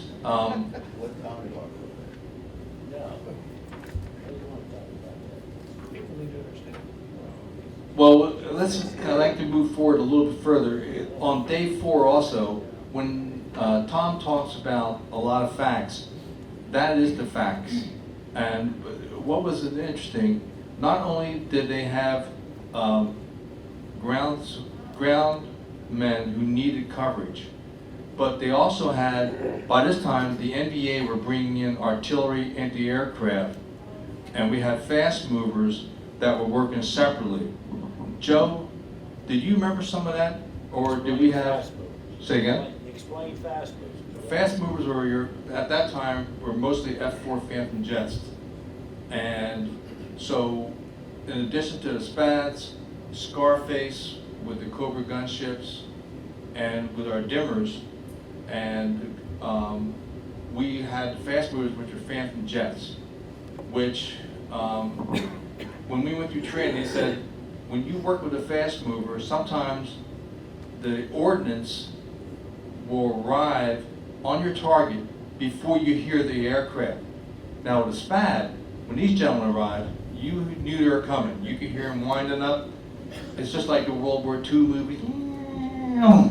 But the fast movers, when they made a gun run, the ordnance would arrive on the target before you heard the aircraft. So that's just one of the additional things. And they had, as I remember, Gene or anybody else wants to chime in on this specific point, additionally to what was going on the ground, protecting the team, moving the team, getting it from where they had been in the rest overnight spot, getting it to, finding an LZ, getting to an LZ. We also had fast movers and other ordnance being directed at NVA ground positions as well as anti-aircraft positions. I don't know if we need to say more about that or something more specific, but there was a lot going on in that AO at that period of time. There has been mention of gas that was used, it was just tear gas, because the tear gas, we always carried CS tear gas with us, and we always had masks. And the NVA had gas. They used it occasionally in some of our teams. And in the worst situation, when the team was really under a lot of enemy contact close, as in Gene's case, they used tear gas. And so our SPADs would deliver it. In this case, the SPADs would come from NKP. And do you have some time to talk about that a little bit? And so we can move forward. But that would be the direct element that helped break the contact and gave the guys on the ground a little bit of time. And that perhaps was explain, Gene, why when the NVA came out of the jungle, as you're pulling out the LZ, they were a little confused and forgot to throw a hand grenade at Gene because they were eating tear gas that were dropped by the SPADs. Don, I don't know if I can reach you or not, but we'll try. And Don Feld was with our SPADs that came out of NKP, and I'll take it from here, sir. Call Simon Hobo. Yeah, Hobo. I was also a Sandy pilot, so I'd been involved in a lot of rescues, but they were normally of, 1 or 2 pilots, or rescued a helicopter crew one time. and I'd been on prairie fires and infills and exfills of small groups, but I went into the TUOC, which is the Tactical Unit Operations Center at NKP, and they said, well, you're going to go rescue these guys, and they said there's 140 of them on the ground there, and I'm like, holy crap. That's a lot of people. that's not a, that's not a Sandy mission, or it's not even one of the infills and exfills. That's like getting an army off the ground. Plus, then they tell me that I'm not even going to carry, hardly any ordnance to protect myself or help them out. I'm going to just carry these big canisters of CS gas. And I'd never carried CS gas before. So now they have to explain to me, all right, now you've got to, oh, well, before they explained it to me, they said, well, this is a really hot area, you know, there's lots of ground fire and all this sort of stuff. And oh, by the way, you're going to carry this canister dispenser, and you're going to have to fly 50 feet over the treetops in this hot area and deliver this stuff, because it has to fire out the bottom of the airplane, and you have to get it down through the canopy so that these canisters explode below the jungle canopy. I said, okay, we can do that. And so they said, well, there's a flight going ahead of you, and there's a flight going to come behind you, and your flight's in the middle. So we went out and took off, and we got airborne and found out that the flight ahead of us had aborted. And we're about halfway there, and they called and said the flight behind you has aborted.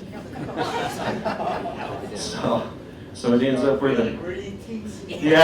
start feeling kind of lonesome. But I got in the area and contacted the FAC, and about the time I contacted the FAC, my engine started running rough. And so knowing I was the only flight left, I just pushed the throttle up a little bit, and that made me feel more comfortable. Spiraled down through the clouds because it was overcast, and connected with the FAC, and he showed me the line that he wanted me to put this gas on, which was right down the line of troops. And he said, I want you to go right down the line of troops here, and I want you to come back, and I want you to go right across there. I said, okay. So I went up through the clouds, and I got Archbishop, my wingman, and I said, you fly and trail, I'll show you where to go, and we'll just drop on this line. So we came down, and we dropped across them, came up through the clouds, back down, and went across the other way. And then we went up above the clouds, and we held it, and I listened on FM, and I could hear all this this coughing and puking and gagging. This poor guy on the radio, sounds like he's dying down there from all this CS gas that's falling on his head. And I thought, oh, this can't be good. And so we waited, and it seemed like, again, like these guys say, it seemed like forever. And finally they said, well, we got them all out, but one helicopter's been shot down. And they said, can you come destroy this helicopter? There's nothing you love more than A1 than destroying a helicopter. Obviously, empty helicopter on the ground. And I said, no, I'm about out of gas. I'm not going to be able to even go back to NKP. I'm going to have to go to Da Nang, and my engine's running kind of rough. And so I recovered at Da Nang, and I declared emergency at Da Nang, and there's F4s breaking out everywhere. And I landed and taxied into the arming area, and my engine rolled back the canopy, and I hear this bang, bang, bang. And it turned out that one cylinder on the engine was banging up and down, and the engine was about to crap out. So it was a lucky day.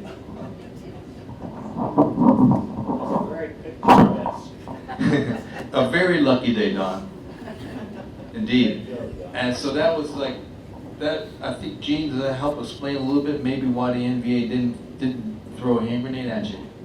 Because some of the NVA were still choking on the gas too. Because that's one of the tactics that were used to break contact, at least to give the team on the ground a little bit of leeway to get away. At this point, I'd like to take questions, because sometimes for the questions, maybe even start with a question from Don. Where's Don hiding? In the back. Sir, you've got some pointed questions that may help us to lend some insight further. I would just like to have Mark McKenzie explain a little bit more what happened on day 3, because there is more to that story, and because he was very brave to go back down in there and get those guys out and get an airplane back that should have crashed. Sounds like a good suggestion. That's why we pay you the big bucks, Tom. And so Mark went back with the dimmer. He was the pickup of the crew after he crashed, and we get some new insights here. That's why we're here. The things we haven't talked about before. Thank you, Mark. Well, my name is Mark McKenzie, and I didn't know I was going to do this. I'm not much as a speaker, as you'll soon find out. I would like to also say something to Gene. I'm really impressed with you guys, and I'm just really admired, but you know what? You guys are crazy. You're crazy. I'd like to get, and I need these guys to come up. These are the Cobra drivers, and the first day when they were doing the insert, we had to refuel and tell them what happened, because I wasn't there. Come on up here and tell them what happened. Hey, both of you, come on up. Yes, get these guys up. This is Scarface. These are the Cobra drivers who fly cover for the 53s. And That's a pretty slick handle up, Don. Nice and clean, Don. I'm Barry Pensick, and as Mark said, we were Scarface, was the name of our squadron. And as an aside, we changed call signs for this mission. There he is right there. There I am. I was young once. But anyhow, for some reason, we call it Mission 72 is when we went across the border. And whenever we ran a Mission 72, you had to take off your dog tags, leave your wallet at home, so you couldn't be identified, as if you'd go down in this big American-made helicopter and you're a white, round eye in an Asian country and nobody's going to know you're American. I mean, I never understood the logic of that. But when we first briefed and went back the next day to launch, we went out to a staging area called Dak To, and I think Joe was helping us borrow some ordnance or something from the Army. They were loading in the back of a CH-53. And I was on the roof of a bunker with another guy taking, I guess what would be selfies, when we were there too long and the rockets started to come in, and I forget who was flying that 53, but Craig Simpson. Craig Simpson was the guy's name, was flying it, and pulled pitch to take off, and Joe went rolling out the back, and you'll see a picture of one guy with his arm in a sling. His name's Joe Gallo. I think Joe landed on top of Joe Gallo and had a broken arm, and so that ruined everything for the first day because we had to get back. There's another picture of a 53 hauling a Cobra back dangling underneath, and that put us out of business that day. If I may, while I'm here, there were some other things that were a little bit humorous, if there's humor in this, and the pictures of the snake that you'll see. Gene and his crew was just... That's Barry with the snake. Was absolutely fantastic. They opened up the place. We spent the night with them. They gave us the racks to sleep in, gave us all the beer we wanted. We had a great old time. Never mentioned that they had this community snake called Georgia. So we had some beer to drink, and we crashed that night, and one of our guys, one of the Scarface guys, starts to scream in the middle of the night. Well, Georgia would wander around and look for a warm place to sleep, and crawled in the rack with this guy. So whoever, somebody grabs Georgia, one of Gene's guys grabs Georgia, puts him in like a sea bag or something, strings him up and hangs and says, "Okay, I'll sleep in there for the night." It was okay. And as a historical aside, while I got the mic, when the time CNN stuff hit the fan, I started to research this stuff, and I got a whole bunch of old message traffic that was highly classified back in the day, and the Marine Corps really wasn't that thrilled about Operation Tailwind. The Army has thousands, or had thousands, of helicopters. We had one squadron of Cobras in the Marine Corps, 24 Cobras for the whole Marine Corps, and they wanted 6 of them. That's a fourth of the whole Marine Corps inventory, and we had one 53 squadron, that was a dimmer squadron, and they wanted 6 of them. So there was this high-level classified message traffic that's since been declassified, these generals screaming back and forth, what the hell is the Army doing with these? They want this and that, because they're killing our operation, our area of operation. We were in I Corps. Vietnam was in 4 different corps, Roman numeral 1, 2, 3, 4, and we were in 1, but it was called I Corps, the letter I, and this was going down to 2 Corps. And we spent hundreds of hours on standby waiting to see if there was a prairie fire from Gene, or waiting on weather and all that. And and all this message traffic went back and forth. You know, we spent 700 Cobra hours or 953 hours, whatever it was, standing by, and we could have been using the aircraft. So we started with 6 of each and ended up with 4 Cobras and 5 of the dimmer guys. That's about all I have to say. You Marines are very stingy. We just didn't have that many. Well, I got one more thing. If I could apologize for my French to the ladies, but I can't think of any other way to say this. But we kind of have at the time, a lot of fecal contamination to our language. And for example, if somebody was really good, it was a hot shit. If something was good, it was shit hot. If you got into a bad situation, it was a shit sandwich. Don mentioned the sandwich that we did into. And if you had your act together, you had your shit together. And I would just like to say I was honored to have a week or so to spend with all these people and a bunch of others. And they were a bunch of hot shit guys, and we on a shit hot mission, and we got into a shit sandwich, and we had our shit together in the end due to a lot of fortunate circumstances. No shit.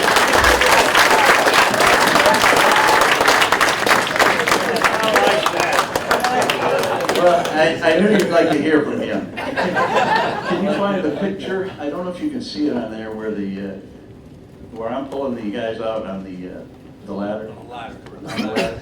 Not the ladder. I had to.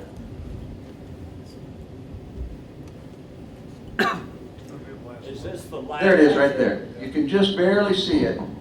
But Bill Beardall right there, and the 53s is 53s. We didn't normally do that. I was pilot of that aircraft, pulling those guys out. I was not involved with the insert.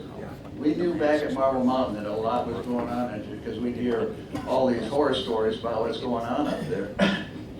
And my participation was flying out there with a flight of 4 53s to, what was it, Dakto?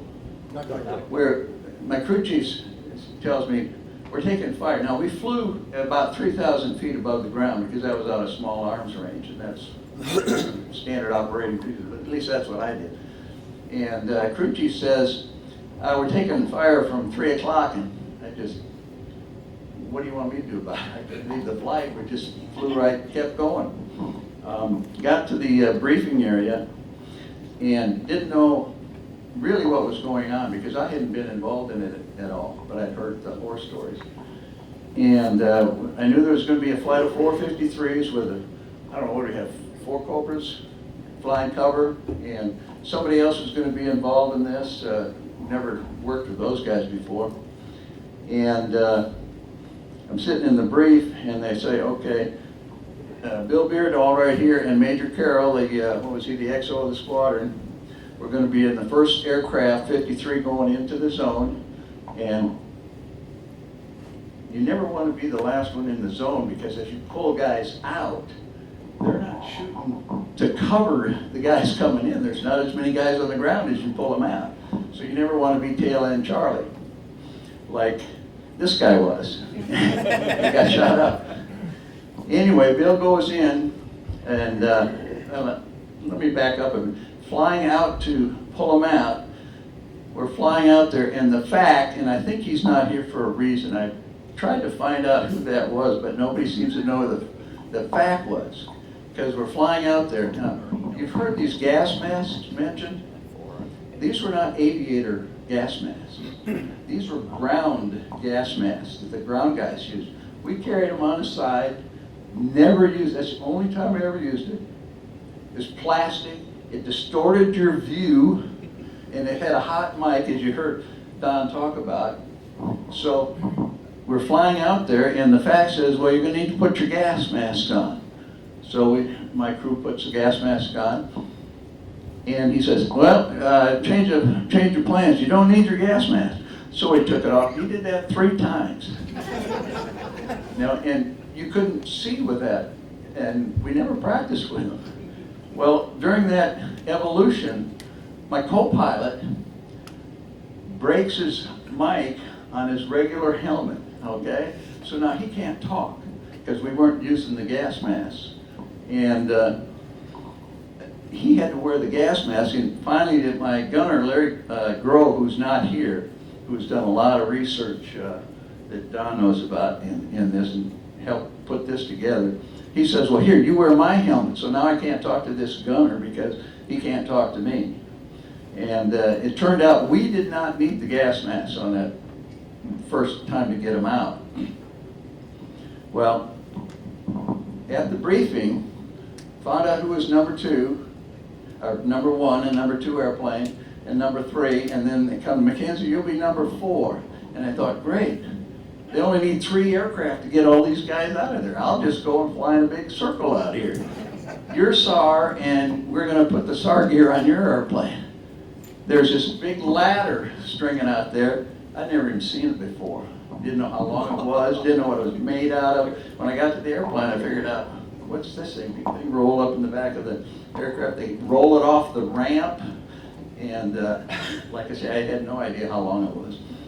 Anyway, we're flying out there, and there's this gas mask trip. And another thing, when you know you're going on a hairy mission, we normally dimmer pilots, we carried a 38. It had 5 rounds, 6 rounds, I forget how many rounds it is. 6, yeah, 6, but we left one, the one in the chamber empty. Anyway, normally we carried flare rounds because if you got shot down, there's usually friendlies around, these guys, and you'd want them to find you and get you out. When you're going on a hairy mission, when you see the enlisted guys switching to ball rounds, you know you're in trouble. Anyway, we're flying out there, and I was feeling good about it because I said, well, they'll pull these guys out and I won't even have to go in. Beardall gets shot down, and if this is the LZ, the plan was the Cobras are doing their thing around this.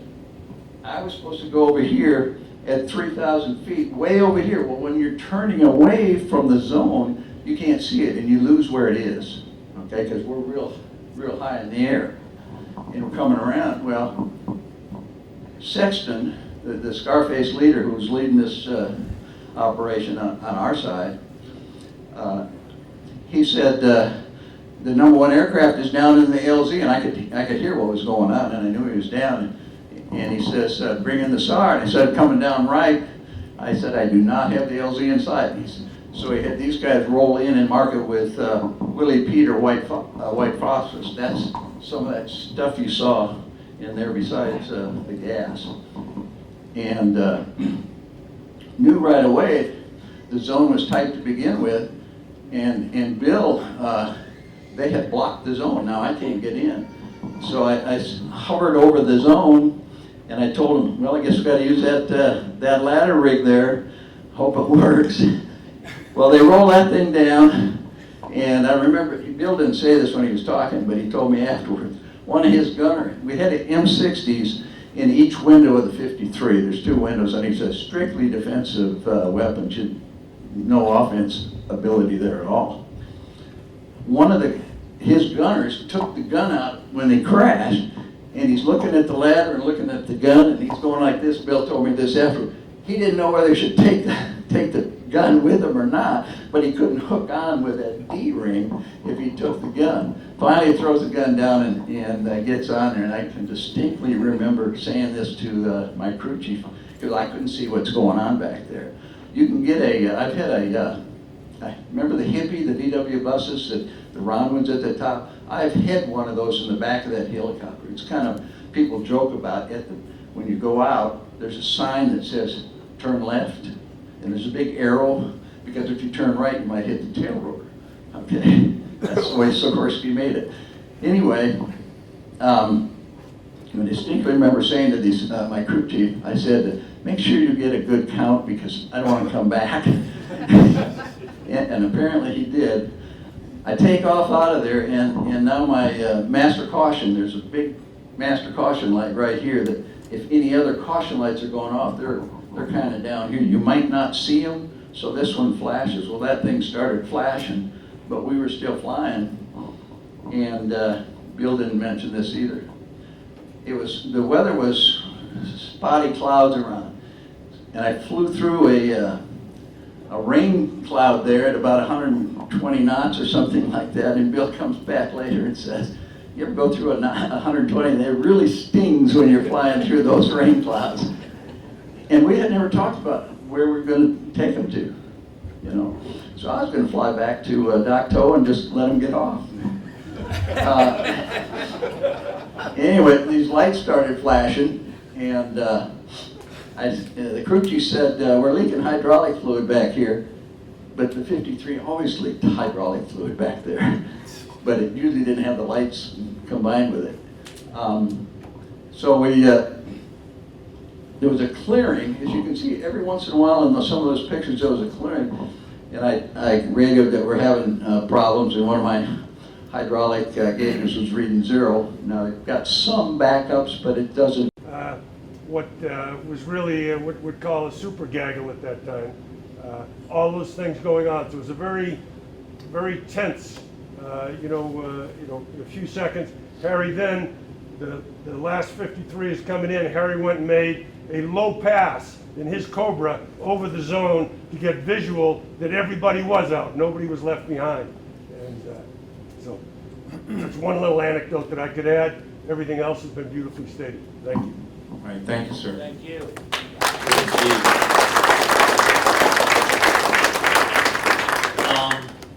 Don, you're really sure there's no more cogent questions? No, sir, from the audience, please, if you have some questions in the back. Yes, sir. What aircraft were you using in the operation? Oh, sure. The big ones were the dimmers, the CH-53s, Delta models. That's flown by the Marine Corps. Then we had Scarface, who in 1970, you all had mostly Cobras, correct? Yes, all They were Cobras. all Cobra gunships. UE Cobra gunships. So there'd be... That's one right there. Barry Pensick. There you go. That's a Cobra. And then, as we're moving right along, you can Those see are our Cobras dimmers on the in right and background. the 53s on the left. There we go. And then you've heard of our SPADs. That's what we saw this morning, Neil Melton. Good work, Neil, as always. Thank you, sir. Was flying this morning and yesterday. That's a Skyraider prop. And the reason why, and that's the example there, and the reason why we loved it, because it could stay on station for hours. It carried a lot of ordnance, bombs, bullets, napalm, and cluster bomb units, which were small packets with flechettes. And you would drop them, how many would be in one canister? 500? Approximately 500. And it sounded like a mini arc light. And how about I forgot anybody? Dimmers, Scarface, Air Force, and then we had the fax. We had our fax, and then at night, you had the Spectre gunships, C-130s, codename Spectre, and they would have computers on board in 1970. And this is the other fact, which is an OB-10. That's OB-10. This is the O2, which is slower, and but both would have an Air Force pilot, and then there would be what we call a covey rider, a Green Beret, who had been on the ground and would be riding up with the Air Force pilot, talking to the troops on the ground. And then at night you had a Spectre C-130. And they also had an airborne command that was not visible, but when there was downtime, if Gene needed something, he could call the airborne command. At night, the code name was Moonbeam. Daytime would be Hillsborough. They were also over the scene at the time. We covered it? Okay, next question. Well, if that's the case. Got a question over here. I'm sorry, yes, sir. You said earlier you were going to talk a little bit more about the heroism of the medic. Oh, could you go back to that one picture, Lloyd, please? The picture we're coming to is the Green Beret medic, Gary Mike Rose. Excuse me one second.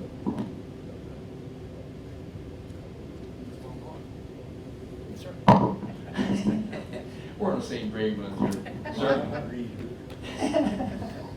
And in the middle is Gary Mike Rose. He was the Green Beret medic on this mission, the only medic. And the other picture, we'll flip that in a minute, would be he had an indigenous medic, Cooch, thank you. I've been struggling with his name for an entire year now. I always turn to Gene. Gene says it right, I get it wrong. Cooch it is. But Mike was the medic And one of the things, Gene's so modest, the men that are here are so modest about what they did during that mission. The first night on the ground, an NVA got lucky. He fired an RPG round into the command group. Gene was wounded, Mike Rose was wounded, and several other SF guys were wounded. There were about 6 wounded. 6 wounded, 1 RPG round. That's a rocket-propelled grenade. Mike was wounded. You can see here his left hand is bleeding. Look at his pant leg. But what had happened, he had injuries, a serious injury in his foot.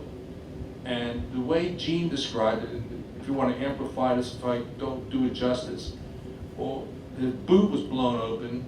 He pulled out an ace bandage, wrapped it around the boot, and continued to patch up the other Green Berets and men that were wounded. In addition to his leg wound, he did some self-medication with that. And then his hand, to this day, his hand, the left hand that was hit by shrapnel, his hand can only do limited movements based off of that injury. Even with all these injuries, every Green Beret out there, all 16 were wounded at least once. Of the 16 SF, there were 32 Purple Hearts that were awarded. Amongst the indigenous troops, we had, if 120 went out, at least 60 were wounded. 3 or 4 were seriously wounded that had to be carried. And Mike put together impromptu stretchers that he and other members of the team would carry the most seriously wounded for. So during this entire operation, when Gene is pushing the troops, Mike and the other SF men and some of the indigenous people, including his medic, Cooch, I'm getting better at this, would work on the men. And Mike, at ease, sir. Mike, his foot was so badly injured that his car 15, he used it as a crutch during most of the operation.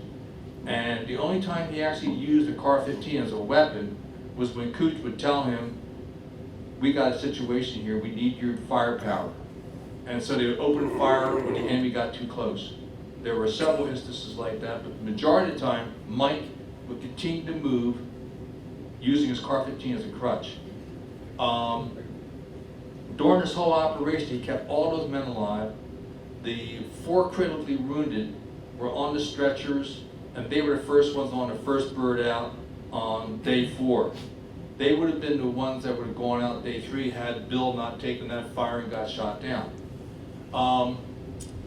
Then on the aircraft, when they're returning back, this whole episode, which we talked about, but to think about this, they had all this turmoil. He helps to get the wounded, the last people that were wounded on the chopper, the last bird 4 that Don's flying.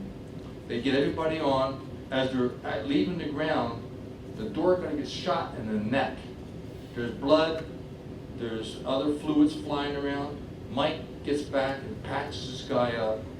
He's savvy enough to take his helmet off so that Don can eventually hear what's going on with the other air crews during this crisis as the plane is taken off. He kept this guy alive, and then he too was bounced out of the helicopter when it crash landed. And his first instincts after the landing, they bounce back up, he goes to Gene. There's men in there, we gotta go get him. That was his first instinct. He earned a Distinguished Service Cross, and he's been put in for the Medal of Honor. And we're told that all the paperwork and approvals have been in place, and because of the time element, there is a need for a congressional waiver, where each budget cycle, they have to put in this waiver because of the time, so they say the Senate will waive the time requirement to get a Medal of Honor. So all this paperwork is in.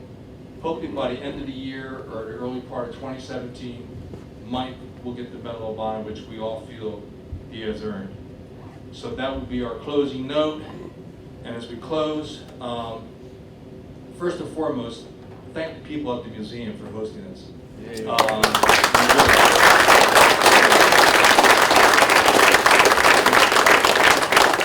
Well, I'll be back. I want to get my kids and my wife back here someday, and just to see Neil take off and give us a.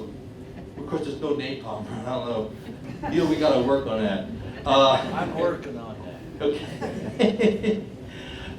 Thank the museum staff, and then also for all the veterans that have come the extra yard to get here today. It's been such a pleasure working on these stories, talking to the men involved.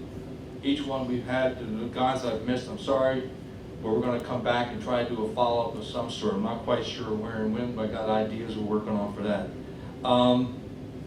Also, to close this on a most serious note, we talked about the dangers of the prairie fire area of operation. When you go home today, think about this. We still today have 1,621 men and women that are missing in action in Vietnam. Out of that, in Laos alone, we have 50 Green Berets who fought in the Secret War who are still MIA. Out of that, we also have, not out, but add to that, there's a total of 260 aviators in Laos alone. Out of that 260, 105, at least 105 aviators died supporting the men on the ground in Saab. That's why we have a fraternity of comrade in arms that are second to none. We love you guys, and they've expressed their mutual admiration here today, and it's pretty serious stuff. Take that thought with you. Thank you, and we look forward to hanging around here and chatting a little more. Oh, I'm sorry, Don, one more note. I'd just like to say one thing. I had a little bit to do with getting some of these guys to come. Oh, he had a lot to do with it. They accused me of being a snake oil salesman. I took my chances. If they still feel that way, come here and I'll pay for your airline trip. But I really am blessed that these guys came. I think it's the most amazing thing you will ever see. Wait, we owe an extra tip of the parade to Don, because he has been the man behind the scenes. We talked about this for a moment. That's not why I'm standing up there. I want to thank my son Lloyd for saving my rear end, and I think he can probably find spats with a load and put it up here so he can get one little spad push here at the very end, and we'll see y'all. Well, also, Don, you couldn't have done any of that without Linda. You're a sweetheart working in the computer. Thank you.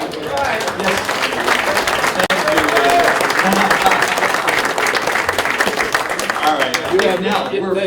You have no idea how much she helps me. All right, we're officially done. Thank you, everyone. Any questions, come on by. We're not in a hurry to get out of this beautiful museum. Thank you. Airborne.